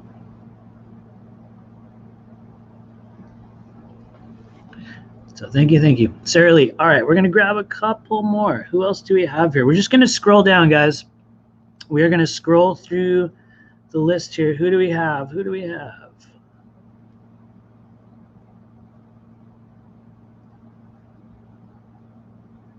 Billy W., it will resonate with you. Thank you for saying that. Whoever you are, Billy W., I don't even know if you're still here. That was a while ago. That was 20 minutes ago on the live stream. But your comment has reached me. I'm just going to pull a quick card for Billy W. over here on YouTube. And after that, we are going to do Rita Frade. Hello on YouTube. Good to see you, my friend. In the meantime, Billy W., maybe you're here. Maybe you're not. See, guys, it takes me a while to get to some of these. So some people bounce. They're like, well, this guy's ranting. He's not doing readings. It takes a while. Anyway, for Billy W., the mind-body-spirit complex known as Billy, live and in the moment, Billy. Here you go. It's the, oh, I can't even hold it properly. It's the Six of Wands, you guys, especially for Billy W. What does this mean, you guys? The Six of Wands rolls in, and I'm going to be honest, this is a very, very positive thing to get. Even if you knew nothing about tarot, Billy W. and anyone else that needs to receive this message, look, it's the Six of Wands. Even if we knew nothing, we'd be like, wait, this looks positive. This looks good. This guy's leaving town. Everybody's cheering. He's on horseback. So what does it mean, though? Billy W., this is a universal go-ahead indicator. In many cases, it's a symbol or a signpost or kind of in, you know, your guides or your spiritual entourage informing you that you are being given the go-ahead in certain areas of your life. That go-ahead is oftentimes a physical thing that we will start to do or begin, or, you know, a process that we will undertake. In certain cases, it's something we've already done. But in generality, the Six of Wands denotes kind of that go-ahead. They're giving you approval. They're cheering you on. It is time to take physical action, or you are being given explicit authorization. I think with the Six of Wands, it is an authorization if you want to get technical. And so take it all with a grain of salt. But yeah, thank you, Billy W. I think that it's a very, very useful thing to have. Please move forward if there's a certain decision or a process in your world that you are on the fence about, that you are right about to begin or launch or go or do whatever it is, you have clearance. And so I hope that makes sense. I hope that message finds you well. Rita Frade, absolutely. Chaotic events that happened for you today. Absolutely. Rita Frade, I hope you're still here wherever you are in the multi-dimensional realm. And so, Miss Rita Frade. Thanks for being here, Rita. Live and in the moments. Rita Frade, in order to understand, and I hope this is going to give you some information, Rita Frade, about the chaotic events that are happening in your world or that developed for you maybe. The first thing we have is the King of Pentacles. And I want to acknowledge, Rita, he's not focusing. So it's the King of Pentacles, guys. And so what happens with King of Pentacles, Rita Frade? In a certain level, if there's chaos for the King of Pentacles, if we're looking for information about energy center or the thematic consciousness elements that may be pertaining to that, it's usually, root chakra issues, fear centers in the body. Certain times it's stagnancy, areas of our personal life, or just sort of energies that are unwilling or have a very difficult time to move. And so one of the things that happens with the King of Pentacles is that if he gets pushed or prodded, or if he feels forced, they can become very confrontational at times. They can become very resistant. And so I think it depends on the context of the chaotic stuff that was happening for you today, Rita. When I see the King of Pentacles, he can, in certain cases, be more of a question than an answer, because he asks for specificity in our physical world in order to understand the nature of where he fits in. And so in order to specify that King of Pentacles, boom, we're going to pull another card. Rita Frade, King of Pentacles, shows up next to the Five of Swords. And then once again, they're not focusing well in the moment, guys, but hopefully you can tell. The Five of Swords, very divisive. Look at this person. They've got that knife in their hand, and it's like, what are they doing, guys? Is this devious? Is it humorous? Do I love you? Do I hate you? Are we under attack? Is it all part of a game? Whatever it is, with the Five of Swords, and I'll just say this, Rita Frade, in certain areas or places with Five of Swords, we will be under attack. In certain cases, it can also be us attacking others. Once again, depends upon the context and specificity of the situation. But when I see these characters together, I can tell you that if the King of Pentacles gets challenged on a certain level, or if they get put in a difficult position, things can get very intense. And so I don't know if that answers your question, Rita Frade, but if you're looking for areas of the body, it's root chakra issues, fear centers, The Five of Swords can also be can be very divisive and in certain cases very negative. So we would also look at upper chakra activity and just, you know, possibility of, you know, difficult energy buildup around places like the gallbladder, or in certain cases the pericardium. It all depends on what's going on, Rita. So I don't know, that might have answered a question or made it more complicated. It's one of the inherent risks of one-card readings over social media, everybody. Yeah, it's interesting. I will mention really quickly, because it just came into my brain here as I was talking. I find it hilarious, a little bit of a non sequitur here, but for those of you guys on Facebook, you will understand that feeling when, and I don't know, maybe this hasn't happened to anyone else but me, you get banned from a group for sharing information that the group is specifically about. You know, like light, I'll just say it, like light workers of the world. You know what I mean? If you go in there advertising the wrong kind of light work, or rather what is not deemed as light work by the admins, they will literally remove you. I got removed from one of those groups today for posting my YouTube video, literally energy clearing and activation. And so, yeah, just it's just really interesting the way when you see the way this stuff is received or talked about, or just the social media inclusion around the sort of tribes or the energy. And I guess it's just, I don't know, maybe I was meant to mention it because honestly, you guys, what is a light worker anyway? Hasn't it? And, you know, maybe this is just me being real in the moment. I think it has become one of the most tired and overused and convoluted spiritual labels that one can adhere to. I honestly don't even know what a light worker is at this point. It's like a spiritual, you know, term for people that go to McDonald's. You know what I mean? It's like, this is the diet woke light worker version. And so that's not me knocking the concept. It just feels like something that has become a catch-all term for a certain frequency of false light spirituality that is just, you know, depending on where you encounter the so-called light worker community, you will find some of either the most wounded or the most empowered beings. It is entirely dependent on, you know, I think just like the level of self-work and sincere kind of like just, you know, I guess work that each of us will, you know, come upon at any stage in the journey. You guys can tell I instantly just kind of silenced myself there. I was about to say something else, but it's just sort of interesting to note. Kind of funny, one of those things that shows up. So thanks everybody. Thanks for being here. We're gonna grab a couple more people as I go on a weird rant. Thank you. I'm gonna scroll up, you guys. I know we are taking a while. I'm just kind of grab some people from up here at the top.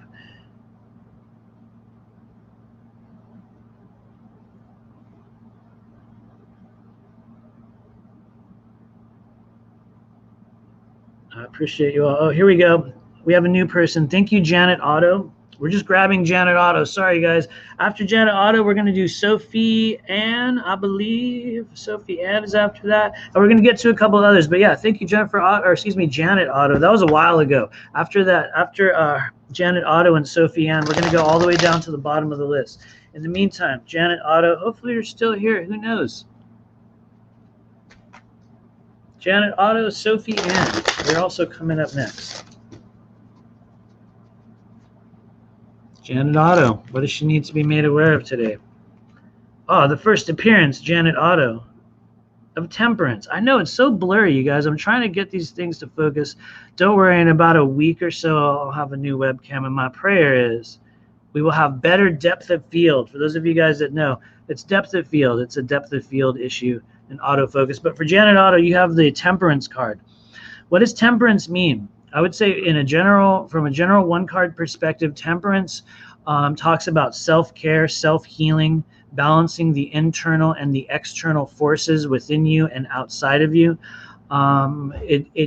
It feels like guidance toward expanded processes of self-healing and the need to work with some element of turbulent emotion that might be representing itself in the physical body. I will go so far as to say, Janet Otto, and who knows if you're even on the live stream anymore, it appears as though it's not necessarily your emotion, and it could have something to do with just generalized empathic buildup in the body. But and once again, it's just a one card reading, Janet, so take it with a grain of salt.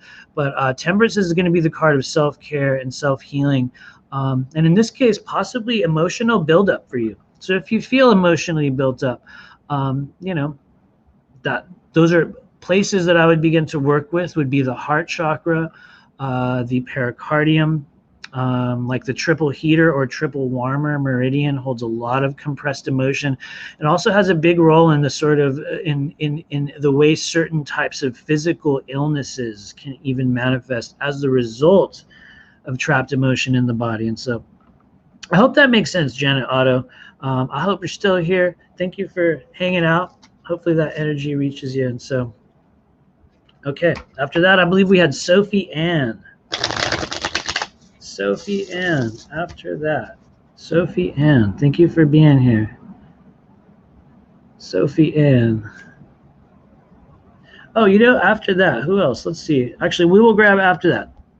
We don't know who that's going to be. We'll do Sophie Ann, and we'll see who's next. But yeah, for the mind-body-spirit complex known as Sophie Ann. Thank you for being here. I hope you're still here. What does she get? Sophie Ann, you've got the 10 of Pentacles. Also, a very positive element of closure that could possibly show up in your life, Sophie Ann. This can in certain cases be a very complex energy. My prayer is it focuses all the way, but hopefully you guys can see this. Sophie Ann, with the 10 of Pentacles, it's like a family scene. There's multiple generations represented in the energy of the moment. In certain cases, Sophie Ann, it could have to do with ancestral energy.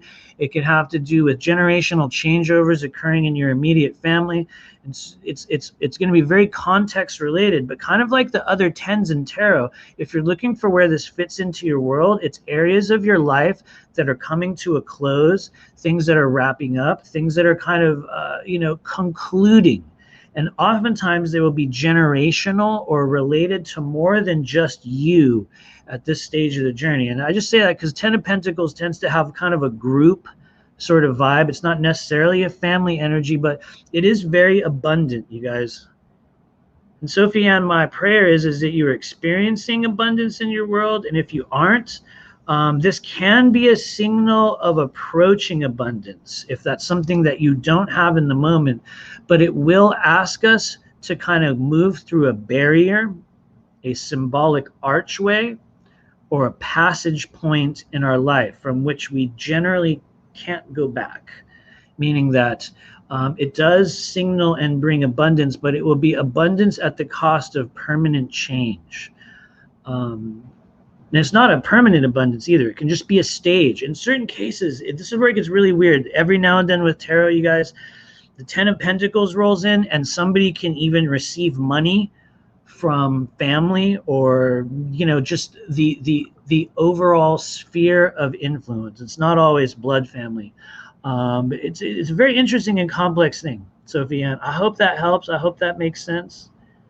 Thank you for being here. Paul Greenleaf, I see you. Got to go. No problem. We're going to, hopefully you're still here, Paul Greenleaf. I will pull a card for you. I see you there. I know how it is. No, I really do. Like I watch a lot of these live streams. It's always kind of a chaotic process to try to do readings over, like multiple platforms. People will get left behind. You miss people's names. There's a ton of comments. And so we do the best that we can. We are going to do Paul Greenleaf. We are going to do Paul Greenleaf. Thanks for being here, Paul. I hope you're still here. Regardless of where you are, I pray this energy reaches you well. For the mind-body-spirit complex known as Paul Greenleaf. Here we go. Paul Greenleaf. You've received our good friend, the Queen of Pentacles. Based on the color scheme on this card, Paul, it's probably unlikely it's going to focus It's just one of the things I'm learning. But what's the Queen of Pentacles for Paul Greenleaf? It's this woman. She's the Queen of Pentacles. She's sitting in this, beautiful, abundant, green, verdant environment. She's holding this giant coin.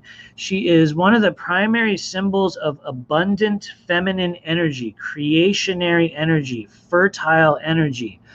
And she is very easy, or she's able to easily translate or transition that fertile energy into the physical world through not necessarily the creation of physical abundance, but through the maintenance and the sort of, this is where it gets kind of a weird term, Paul Greenleaf, the growing, the fostering, the sort of upbringing of abundance in the body. And so I'm choosing to go with abundance as a general energetic indicator. She can also pertain to emotional frequencies or experiences, or if you want to get technical, the energy of the root chakra, ancestral energy from family of origin pertaining to lack programming, what we believe we deserve. It's very synonymous with the programming that we receive from our mother, from the mother side of the family, which is also the left side of the body for most of us. And if we're experiencing issues with abundance, if we're experiencing just a very difficult time maintaining or holding together the integrity of our physical or internal world, she asks you to combat or deal with stagnancy. Areas of your world that are stagnated, or of your life that just aren't moving anymore. And one of the ways we will do that, this is for Paul Greenleaf and also anyone else that has felt this in their world, the King and Queen of Pentacles come with an interesting piece of advice that people can make use of if they choose. If we are coming to a place of stagnancy or just things that are unmoving, certain things in your life that it's not like it's negative, but it just feels dead, or it's not moving, it's like stagnated bodies of water. One of the things you can do in order to generate new movement, creative change, or layers of inspiration around how to shift the stagnation, Paul Greenleaf, what I would do is rearrange your bedroom, rearrange your dwelling space or your working space. And I don't mean drastically, but what happens is we will rearrange the flow of our physical environment in which we operate. And for people that will have highly stagnated, or I shouldn't say highly, generally stagnated pentacle energy, it begins to create change or movement. Yes, it is also related to feng shui, but it's not necessarily, more from a classical sense. It's more about creating a shift in the structure of the physical environment, and things just flow differently. We start reaching different states, different understandings. It's an interesting thing. If it makes sense to you, Paul Greenleaf, go for it. Try it. Thank you. All right. I think we had somebody else. After Paul Greenleaf, we had somebody else. It looks like we're getting suppressed really heavily on Facebook. At this stage, I don't even know if anybody's watching on Facebook. But thanks, you guys. I love you for being here. Thank you for hanging out. Who do we have? Oh, Cindy Lou. How's it going? Hello, Cindy Lou, wherever you are in the world. I hope this message finds you well. Thank you for watching on YouTube. If you guys are on Facebook, let me know if you're still getting this. Facebook just removed my comments. Oh, no, there we are. Charlene Pitch, I see you. Thank you. Weird glitching, guys. Sometimes things get strange. Anyway, here we go. Cindy Lou, thanks for hanging out. For the mind, body, spirit complex known as Cindy Lou. Live and in the moment, Cindy Lou. Here it comes. It is the Four of Cups, guys. For Cindy Lou, the first appearance of the Four of Cups. I will be honest, I haven't seen Four of Cups too much. Oh, there we go, Dana Blazing. I'm glad Facebook's working. Thank you, Mark Zuckerberg. Thanks for not silencing me. Miroslav's back as well. Good to see you. But yes, back to the Four of Cups. Cindy Lou, Four of Cups. I haven't seen Four of Cups too often recently, but I'll describe it for you. The Four of Cups shows up at certain stages in which maybe we're kind of like this guy right here, Cindy Lou. I know he might be very blurry, but he's sitting there, and he's sitting at this tree, and he's got these 3 cups in front of him, and he's just pondering, or he's wondering, or he's just kind of, thinking about something, or he's got these 3 cups in front of him, and so maybe he's trying to figure out how to fill the cups. Maybe he's trying to figure out where the fourth cup is. Whatever it is, when the Four of Cups shows up, we may be in a stage of searching, development, wondering, trying to figure out where or how or when. Usually, and this is always very general, Cindy Lou, I know the card's horribly blurry, but you may notice, I'll try it one more time, hopefully it focuses. You may notice that upon looking at the Four of Cups, he's got this cup right next to him.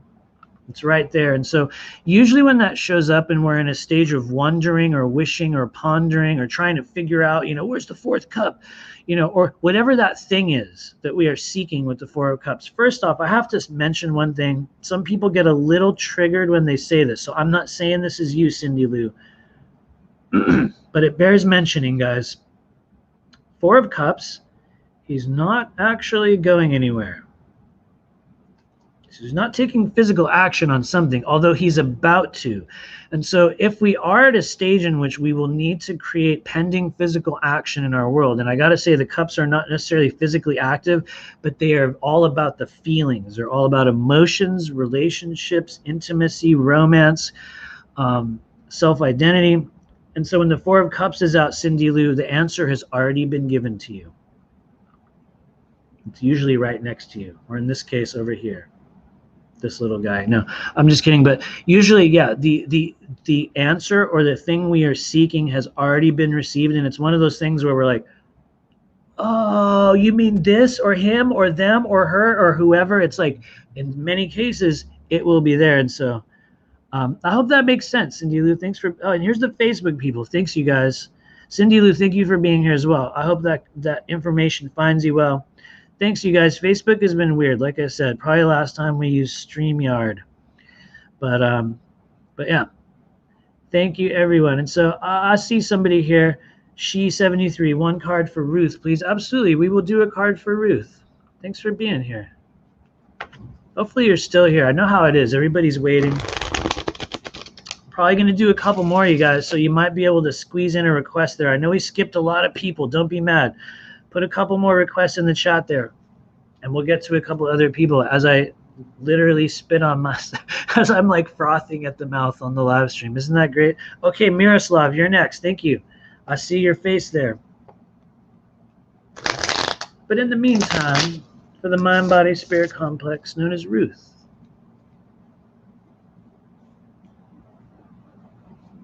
here we go, Ruth. Let's see. What is it going to be? Ruth, live and in the moment. She's back again. That's interesting. This will happen from now. Every now and then, Ruth, you've also received the Queen of Pentacles, but I'm one of those people that whenever we reinsert an immediate energy back in the mix, not only will we describe that energy for once again, and I think for Ruth, it might be a little bit different. It feels like it's more related to actually family of origin, emotional development, emotional healing, energy of the mother side, possibly what feels like dealing with elements of just hidden, I shouldn't say hidden, just dormant emotional. It could be pain. It could be toxicity. It feels like for Ruth, at certain stages of your life, you've had to deal with toxic femininity. Maybe not your toxic femininity, but it's been given or aimed at you. And please forgive me if that's like, you're like, what's this man talking about? But immediately upon tuning into the energy of Ruth within the context of the Queen of Pentacles, we see what I believe to be a little bit of a different situation with respect to the energy that the last person received with Queen of Pentacles. And what you guys are going to find is that even when you do receive the same guidepost of information over and over again, it's not necessarily an error. It can have a specific meaning to that person. But what I will do for Ruth is I'm also going to pull another card. We just like to look at the additional layer of information just to see if there's anything else that is important. And so also related to the root chakra, just so you know, we're describing in generality, Ruth. Root chakra, in your case, it could be the psoas muscle as well, spelled P-S-O-A-S, or in Ruth's case. And those would be places in which emotional buildup, we'll use that term, emotional buildup and energy of the past, might be experiencing just generalized movement forward or healing. We'll do one more card. What's it going to be? Three of Pentacles, which is very useful if we're wondering, Ruth, Are things going to improve? Could a certain area of my life improve? Is there healing or change? In certain cases, it's like upgrades. And I know like these are probably still blurry for some of you guys, but Ruth, I would say that there's a definitive area of your life that you might be dealing with on a cyclical level. And it's not always going to have to do with, immediate family or family of origin. I want to be very specific about that with the Queen of Pentacles, because she's not always related to ancestry. But if we're wondering in generality, the areas that she fits into, there are matters of abundance, matters of the root chakra, matters of safety, matters of the mother archetype, matters of the female bloodline, matters of femininity, matters of fertility. She will have a relationship with all of those areas of her life, but it's always going to be specific to you as to what's actually going on with you. And so for some people, Ruth, these could create more questions than answers. What I can tell you they are, though, especially whenever you see this Three of Pentacles, is these are improvements. It is very difficult to look at Three of Pentacles. And, granted, some of you guys that are tarot readers here, you do reversals. In which you will receive, the reversed element of the card. And in classical tarot, that's, usually the opposite, or it's kind of like the shadow aspect.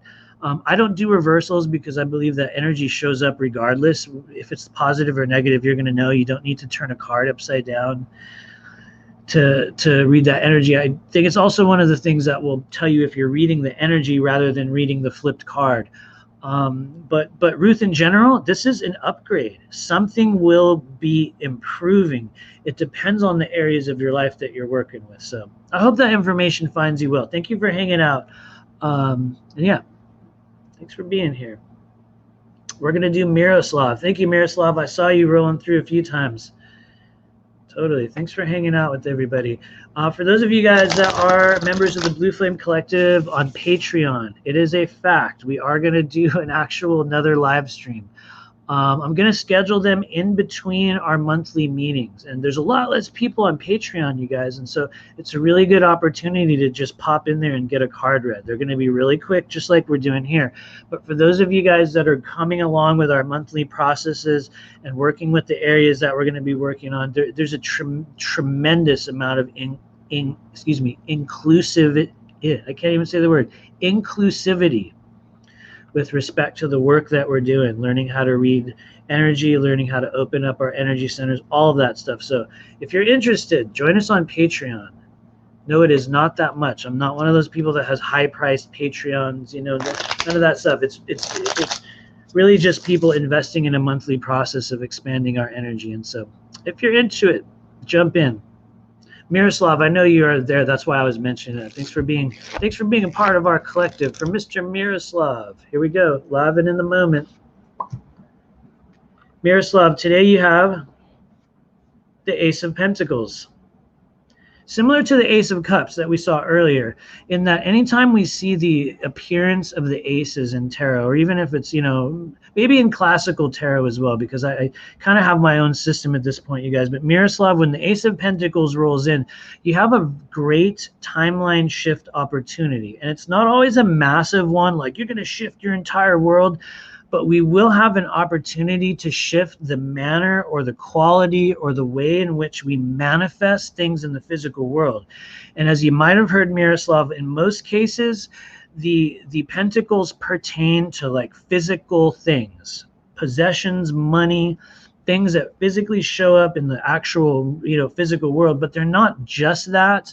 They can also be, experiences. They can be relationships. What they really are, you guys, with the Pentacles, especially Ace of Pentacles, it's about the currency of your desire, meaning what it is that you are truly seeking or manifesting. And so, Miroslav, it's a useful thing to have if you're willing to be very bold with respect to how you are choosing to make moves and manifest and sort of, create physical change. And I know that's very, very general. It kind of depends also on other events that are happening in your life. It could also pertain to that. But the way that we make use of this energy, as you know, Miroslav, because I think you got it a few times, is we are very bold. We look in the past, oftentimes 10 years ago, depending on how old we are, and we're like, what was I trying to do? What was I trying to accomplish? What was I trying to heal? What was I trying to create? You'll find many of those themes are back. And so those will be the areas of your life in which you will be creating really bold change. And for many of us, that's what starts to shift our entire experience here. So like I said, it's a little bit different for everybody, but it's a real thing. And so thank you, Miroslav. We also have Kate Hockaday. Good to see you. Once again, I haven't seen your face in a while. Kate Hockaday. I hope you're still here. We're going to pull a card for you. For Miss Kate Hockaday.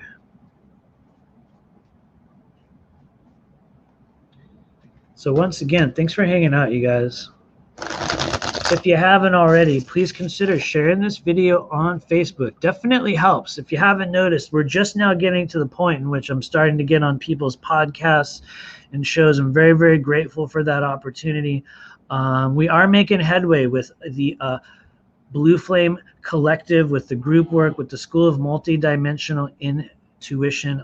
And to be totally honest with you, we've received incredible, I mean, a mind-blowing response, you guys. As soon as I announced this monthly group, I mean, it was like people from all over the world that I had never heard of suddenly started joining. I mean, out of nowhere. And so what it taught me was that there is a legitimate need, that there was a purpose for what we are creating and for what we are doing. And so for those of you guys that help me by sharing these videos and showing up on my live streams and just engaging in the energy that we're sharing, you're also working on yourself, and you're expanding your energy, your own ability to read, to understand, to sort of, you know, to move forward in your own mission. And so, yes, I know I'm ranting here. In the meantime, for Kate Hockaday. And yes, we are going to do Miriam Oslam Minbay next. Don't worry, we're getting to you, Miriam. It's good to see you. Hello from Munich, or in Munich. In the meantime, Kate Hockaday, here we go. You're seeing it live in the moment, Kate. Kate Hockaday. Who do we have here with us today? None other than the Eight of Pentacles. Also, the first appearance of the Eight of Pentacles on our live stream here today, Kate. Eight of Pentacles, hopefully he focuses properly, but it's this kid, and he's in this little room, and he's chipping away at something. He's made 8 of them, which, just so you know, it's going to denote legitimacy, something real that you've created, a process that you've been honing or chipping away at. It's not always, here's the thing, Kate, it's not always something you're creating in the physical realm. It could also be an internalized process or an experience that you've been manifesting over and over again. I would say one key detail about the Eight of Pentacles, Kate Hockaday, is that, you know, I say this a million times, but if you knew nothing about tarot, Kate, and you looked at this kid, you got this card, and you saw this kid in this little room, you'd look at him and go, I don't know, he's not dying, right? The symbolism's not horrible. And yes, symbolism is everything, you guys, but there's a lot more than just symbolism. The Eight of Pentacles will continue to repeat a process. In some cases, Kate Hockaday, and I guess anyone else that will need to hear this, it's not always going to be something positive. What it will be is something real, something that manifests and shows up in the physical world. And so depending on what we're creating, on what we're manifesting, the Eight of Pentacles gives you, I think, an opportunity, Kate, to begin translating whatever that is, or that element of you, or whatever you're trying to create or do or experience or feel.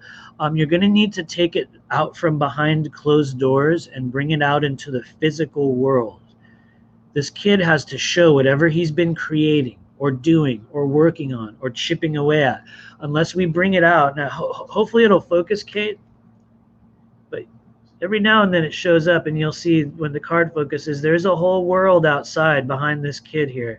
There's a castle and a realm. It's very small in the image, but there's dense symbolism. And so what it tells us is that we will, we are guided to take what we have been creating and bring it into a new environment. And so, excuse me as I drew on myself once again, Kate Hockaday, but it asks us to take chances. It says that something you're creating and doing and becoming is absolutely real. And so in whatever area of your world that finds you, thank you. I hope it helps. You can tell my voice is starting to go away, you guys. It does happen from time to time. It happened in our Blue Flame collective activation. For those of you guys that were there toward the end of that energy clearing, and I know some of you guys are going to go through the energy clearing. Many of us that were there, myself included, it was like this sort of wave of heat and energy and chi, and just this incredible transmission came through, to the extent that it was like I could barely hold the tone. It was like this energy was being emitted out of me, and I was like, it was like this crazy sort of very, very, very, very interesting process. And so for those of you guys that want to take part in what I believe to be a true energy clearing of energy centers on your body that can help you project, expand, use your intuitive abilities, and make greater, more efficient use of your co-creative passion in the body, please check it out. If you're on YouTube, I think it's the featured video. If you're on Facebook, you can kind of scroll through my timeline. Hopefully it's still there and is not getting shadow banned. You never know. I didn't use any prohibited keywords, so who knows? But yes, Miriam Oslam Minbei, you are next. I did not forget about you. Hello out there in Munich. I hope you're doing well. I hope you're still watching. For the mind, body, spirit complex known as Miriam. Here we go. Miriam Oslam Minbei. You've received the Page of Pentacles. Man, I love all of the pages. I mean that very sincerely, Miriam. I'm trying to get it to focus. That's why I'm doing this. I think sometimes people get weird, you guys, when I put my face right up to it, you know. But yeah, the focus sucks. But Miriam Oslam Minbei. The Page of Pentacles, you guys, number one, here's a really cool thing to know about Page of Pentacles. It is the luckiest card. Granted, this is my opinion. This is also my experience, the experience of my clients. The Page of Pentacles, in my opinion, is a luck card. Also, Wheel of Fortune is luck card as well. But when the Page of Pentacles rolls in, we will be very lucky in chance encounters.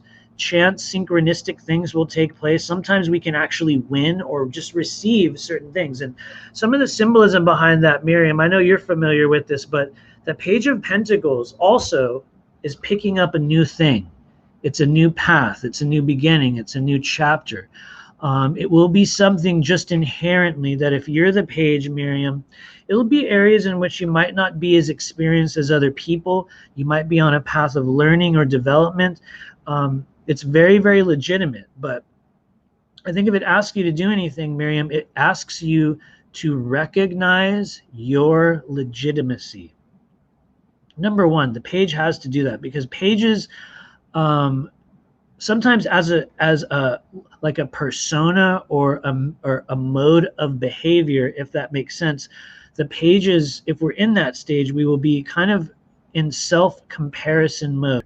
Sometimes we will view or find or encounter other people that have the same strengths, the same abilities that we have, and we can sometimes feel less than, or we can feel weaker or smaller. One of the tasks of the page from an existential perspective is that pages have to understand and recognize their own realness, their own legitimacy. And so it also depends on areas of your life, like specifically if certain things are going on, Miriam. So in certain cases, it can be more of a question mark than an answer. But I think it's an important thing for you to receive an understanding that there's an element of yourself, you know, whatever that is, you're going to know what it is. It is real. It is legitimate. It is not fake. And it's a part of you that is asking to be developed. And so, you know, it could be many things. It could be, you know, one thing in particular, but we're just kind of defining the energy of the page as it shows up for you here today, Miriam. I think it's a beautiful thing to have, and also very, very lucky. So thank you for being a part of this here thing here today. I appreciate you guys. I think we may, who knows, maybe we will. We'll do one more. Boom, Miranda Anderson. How's it going? Here we go. You might be the last person. Who knows? Sometimes I keep going after that, you guys. I know it's random. But thank you, Miranda Anderson, over there on YouTube. We're trying to grab YouTube and Facebook, you guys. It's rare that I do tarot live streams on YouTube. But let me know if you're watching on YouTube and you're enjoying this. And we will do more in the future, I promise. But yeah, in the meantime, for the mind-body-spirit complex known as Miranda Anderson. Miranda Anderson. Here we go, Miranda Anderson. What's it going to be? You've received the Ace of Pentacles, which, oddly enough, we've also seen this earlier, so you might have a little bit of understanding of the Ace of Pentacles, Miranda Anderson, but in your case, I believe it really does pertain to some form of long-running cycle having to do with how you are manifesting or receiving. It feels like it's really easy to go into financial abundance, Miranda. It's really easy to go there, but it feels like it's a little bit different than that. It feels like it's more than that, and it has to do with, at least in the moment, what feels like self-purpose, alignment, personal direction, and long-running themes of how you choose to manifest and interact with your desires, how you choose to bring them into the world, whether it's desires for physical things or desires for a relationship or intimacy or change or whatever it is. The aces, and just Ace of Pentacles especially, will give you an authorization to make very bold choices. Pardon me. Make very bold choices and very bold changes in your physical world. And, granted, it's just a one-card reading. And so, it is possible to go much deeper into that energy, but you will know what it is if this does pertain to you, Miranda, and if this is correct and in alignment with what's going on in your world. You'll know because there will be cycles in your world that you will begin to immediately identify, and you'll be like, oh yeah, I've been dealing with this around and around and around for these years, or this person, or this process, or this feeling, or this event.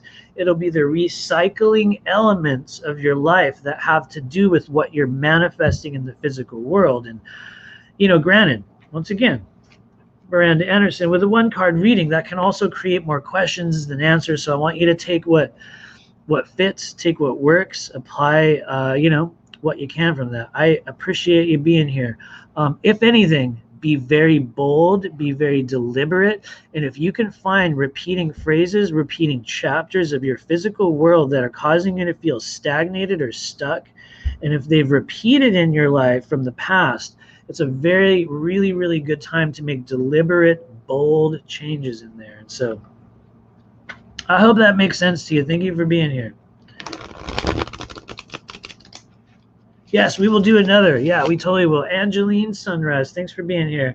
I'm not seeing any more Facebook people, so I don't know. There might be more people on Facebook. I'm not sure. But in the meantime, we're going to grab Angeline Sunrise.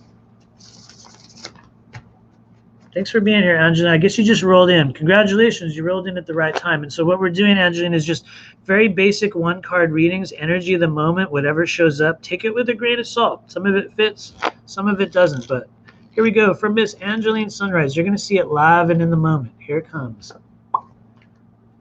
Angeline Sunrise, you've received the Wheel of Fortune. Hopefully it'll focus. You probably just got in here, so you're like, what's up with this guy's cards? They don't focus. I know, I got to get a new webcam, but for Angeline Sunrise, what does the Wheel of Fortune actually mean? I would say, first off, it's a little bit similar. Some of you guys that know tarot are going to be like, huh? But it is a little bit similar to the Ace of Pentacles that we saw a few minutes ago, but really only from the point of view in that it also deals with cycles. Although I will say that the Wheel of Fortune is a much quicker cycle than something like the Aces. And so what it is a time-sensitive indicator for Angeline Sunrise. Not only does it give you authorization to make bold moves, to take a chance, to jump forward if there's certain areas of your life where you're like, should I? Could I? Is it the right time to blank? And it doesn't all, we're just inserting whatever it is in the blank there, but it is a really positive go-ahead and timing-based indicator that says you are in a window of opportunity if there are certain chance-based things, processes, relationships, things, events. It is also, very much based on luck and chance, and it will show up again and again. It's a cycle that shows up in your life, but it's really hard to look at the Wheel of Fortune, Angeline Sunrise, and say, oh, it's very positive, but here's the thing, Angeline Sunrise, there is a but. And I'm trying to get it to focus better. I don't normally reverse cards, but hopefully you guys will see it.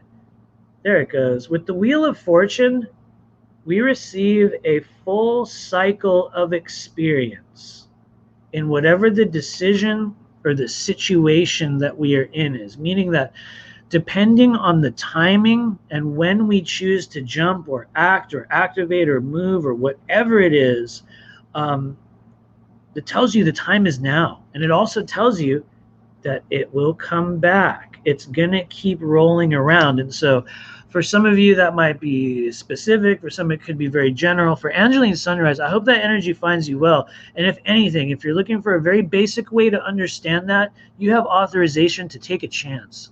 And not only that, do it quick, do it soon, because sometimes if we don't with the Wheel of Fortune, we have to wait a little while for it to come around. But here's the thing, it always comes around, both positively and negatively. That's the catch. And so thank you, Angeline Sunrise. You guys can tell I'm almost done when I start kind of like spinning and frothing at the mouth. I get my words start slurring and I get a little bit random, or maybe more random than I normally am. And so we're going to do one more. Thank you, Talia Jones. I see you down there at the bottom of the list. For Miss Talia Jones, wherever you are in this strange world, thanks for being here. Oh, and I will say, Talia Jones, yes, we probably were on that ship. Thank you for messaging me about that. 100%. We probably were, and I wonder what the flag was.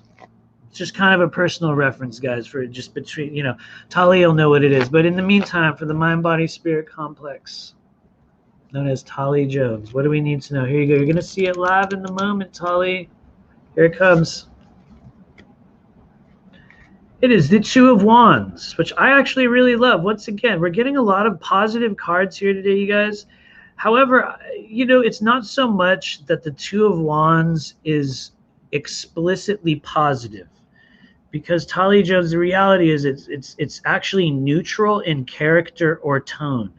The Two of Wands is not necessarily indicative of a positive or negative tone, but what it is indicative of you being in control. I would say you being in direct control. Sometimes with the Two of Wands, we have to take deliberate control of certain areas of our life. In certain situations, nothing happens physically with the Two of Wands until we will make a decision.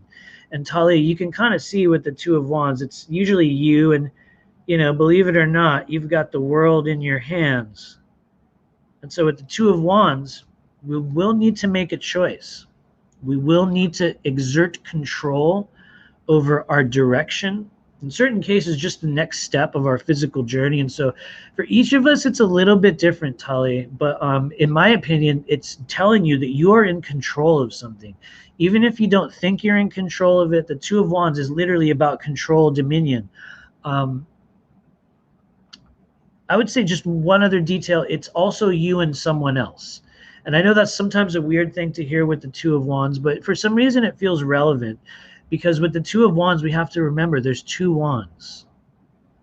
It's not the One of Wands. And so it doesn't tell you who the other is. It doesn't tell you if you're, you know, you're also affecting so-and-so with your decisions. But what it will tell you is that whatever area of your life that you are being called to take direct control over with the Two of Wands, it will also be affecting or involving at least one other person in the physical realm, will also be directly related to whatever that is. And so, yeah, thank you for being here. I hope that makes sense. And so here we have Ann Baldwin. I see you there as well. I know we're going on and on. Hello. Ann Baldwin out there in the...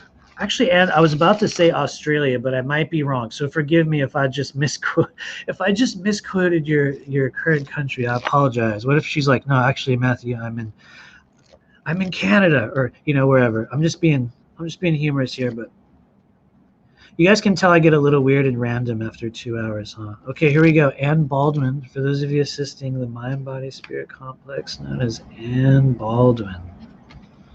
Oh, thank you. There you are. Thanks, Ann. I want to say special hello to everybody in Australia. We had a lot of people join our Blue Flame Collective and the event from Australia.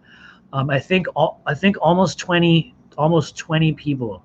Actually, honestly, I think it was 16 or 17, but that's pretty close.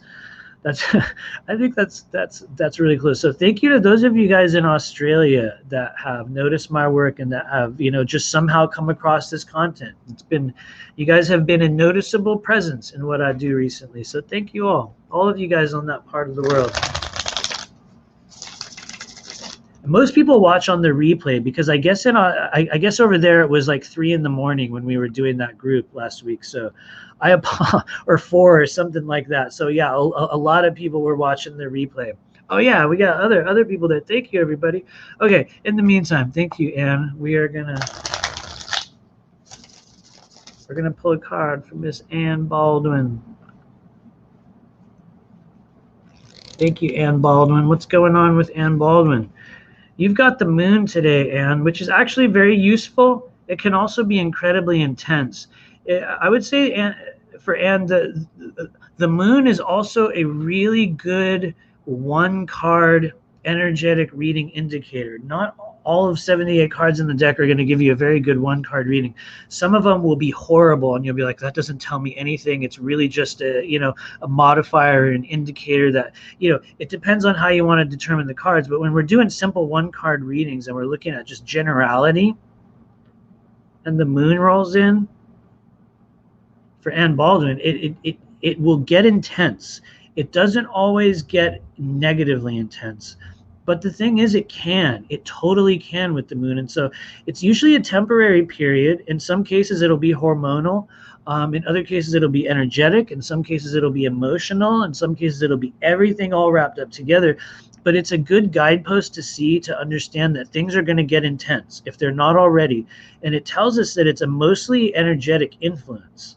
It doesn't say exactly what it is, but it's a mostly energetic influence, and it's something that you can make use of. It's something that you can bring into your life. As long as you're aware of it, you understand that there's a heightened element of emotion and energy. And so it can be used both positively or negatively, but I think it's a useful indicator. It can also signal ascension symptoms, or just, the sort of ringing in the ears and the emotional intensity that we will encounter in the world. But it's definitely a real thing. It is definitely a real thing. Some people get negatively intense, like when the moon gets full, and people get crazy and they start getting weird and everyone goes to the emergency room and stuff like that. That's also that kind of energy. It's not going to be just you.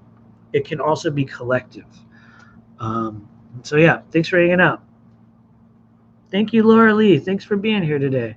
We're going to do one more. The final reading here today is going to be, let's just see. Actually, the most recent one, I believe what we have here is, I just saw your name. I was about to say it. Where did she go? Cindy Nelson. Woo. Thanks for being here, Cindy Nelson. I hope you're still here. I saw you jump back in there wherever you are in this strange world.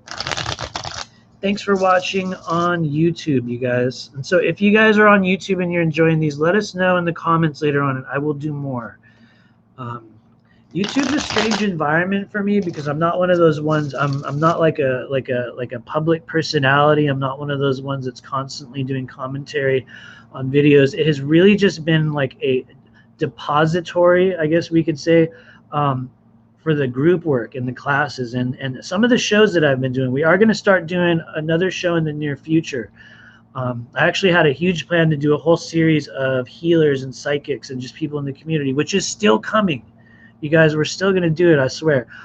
Just right now, we're kind of focused on Blue Flame Collective beginnings and putting together the School of Multidimensional Intuition, which I will say it as a bit of a caveat here. It is becoming an actual educational project involving more than just myself. And so, if you're one of the 27 people in the world that are hearing this and you're a psychic and intuitive, a spiritual teacher, if you have a modality, be on lookout.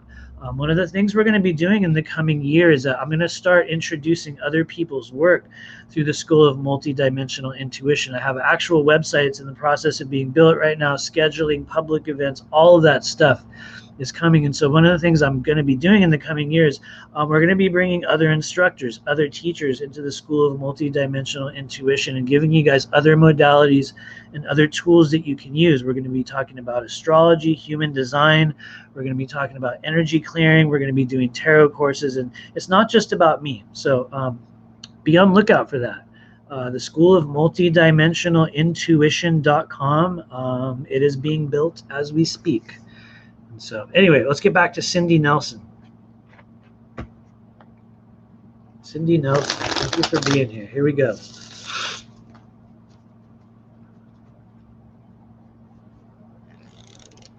The Mind, Body, Spirit Complex Node is Cindy Nelson. You're seeing it live in the moment, Cindy. It is the Queen of Wands. I love the Queen. I say this about so many cards. Maybe it sounds cheesy, but the reality is I do love the energy of the Queen of Wands, Cindy Nelson. But why, though? Why? Because it's really easy to say that. What is it? What is there to love about the Queen of Wands? She is a woman who is unafraid to seek her desires. She is a woman that no longer gives in to shame. She's resistant to it, and she's coming to a stage in which she's willing to be seen and heard and present and in public, and in certain cases, Cindy, she will also become willful. And it's not to say that it's not always a positive willfulness, but if we're looking at the archetype of the Queen of Wands, she needs to be willing to seek her desires. She needs to be willing to go directly toward her passions. If she's seeking purpose, if she's seeking abundance, if she's seeking the next stage of her mission, the way that she finds that is by harnessing and making use of the passion energy that she has available to her. And so it depends on the areas of your life or the subjects or the places or the events that you're passionate about. But she's the signpost that tells you to make deliberate use of that energy. And here's the thing, like if someone is the queen, you know, for Cindy Nelson, the queen doesn't ask anyone for anything. She does not say, can I please have this? She's like, I desire this. I require this. And it's kind of, you know, that's a cheesy way to say it. But the Queen of Wands gives you license to begin embodying a bit of that type of willfulness in your world. Oftentimes, if she doesn't move toward what she is passionate about, the universe will give her something to get angry about. It's just an interesting side note for the people like the Queen and King of Pentacles, or excuse me, not Pentacles, Wands. Sorry. In that if they don't make use of their passions can become toxic, anxious, angry, flighty, inconsistent, ungrounded, manipulative. They have to make use of the fire energy in their life, and that's what, in my opinion, be some of their greatest strengths. And so I hope that makes sense, Cindy Nelson. Thanks for being here. Thank you for hanging out. To everybody else that's been with us here for a long time today, thank you for being a part of this movement. For those of you guys that are here from the Blue Flame Collective, yes, we're going to do another live stream in the coming weeks.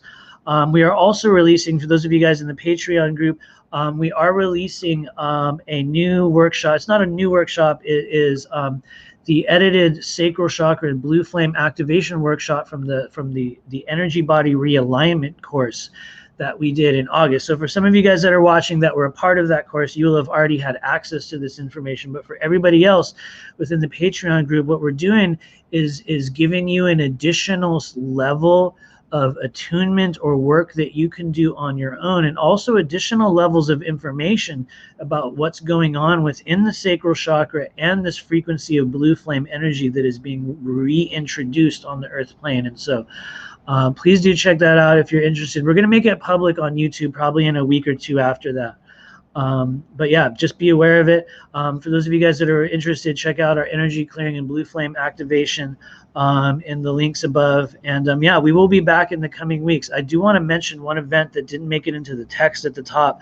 For those of you guys that are interested, I'm going to be doing, I believe it's like a presentation or a talk or a Q&A at Portal to Ascensions, 5-day Ascension Summit. It's going on online at portal2ascension.com, I'm pretty sure it is, October 1st through 4th. And so on October 1st at 1 p.m., you guys, Thursday, October 1st at 1 p.m., it's a week ago, it's a week away. I'm going to be doing a talk or a presentation or something. I'm still trying to figure out what it is that I will be doing, but that said, you guys can register for free or by donation. There are so many cool speakers there that I'm not even going to start mentioning them. But if you're watching me on Facebook or YouTube, you're going to be into most of the people that are showing up there. There's a very, very diverse group, and the reason why I'm talking about it is because I'm deeply honored to be a part of their events. They're people that I've wanted to work with for a while. And so I'm honored to be a part of that. And I hope you guys will come check it out. It's October 1st through 5th at Portal to Ascension. And I guess you can sign up for free. We have a couple other things coming up, other events hopefully in the coming months and next year, and so I'm excited to hopefully talk about those with you guys as we learn more. But in the meantime, thank you for being a part of this global movement. Thank you for being part of this awakening, this transformation, and really, you guys, the most amazing stage of our journey here on Earth is beginning now in 2020 as we continue to make choices and align with that next version of what we chose to create. And so if you're one of the people that found this live stream today, whether it was right now or at any stage in the future, thank you for hearing the call. Thank you for being a part of that primary soul group of beings that chose to return to the earth plane to truly liberate this planet. There is a version of you inside of you right now that is awakening to your true strengths and your true abilities and your true role here on the earth plane. Our mission is now to remember, to reactivate, to come back, and to remember what it is we chose to do here in this life. And so I want to thank everybody for being here, for hanging out with me today. I love you guys, and we will do this again in the very near future. If you do anything in the meantime, yes, I'm going to say it, take the mask off and throw it away. Burn it if you have to. Please do it. Liberate yourself. And we'll see in the future, you guys, live from the School of Multidimensional Intuition, the Blue Flame Collective. I love you all. We'll see you in the future. Stay out of trouble.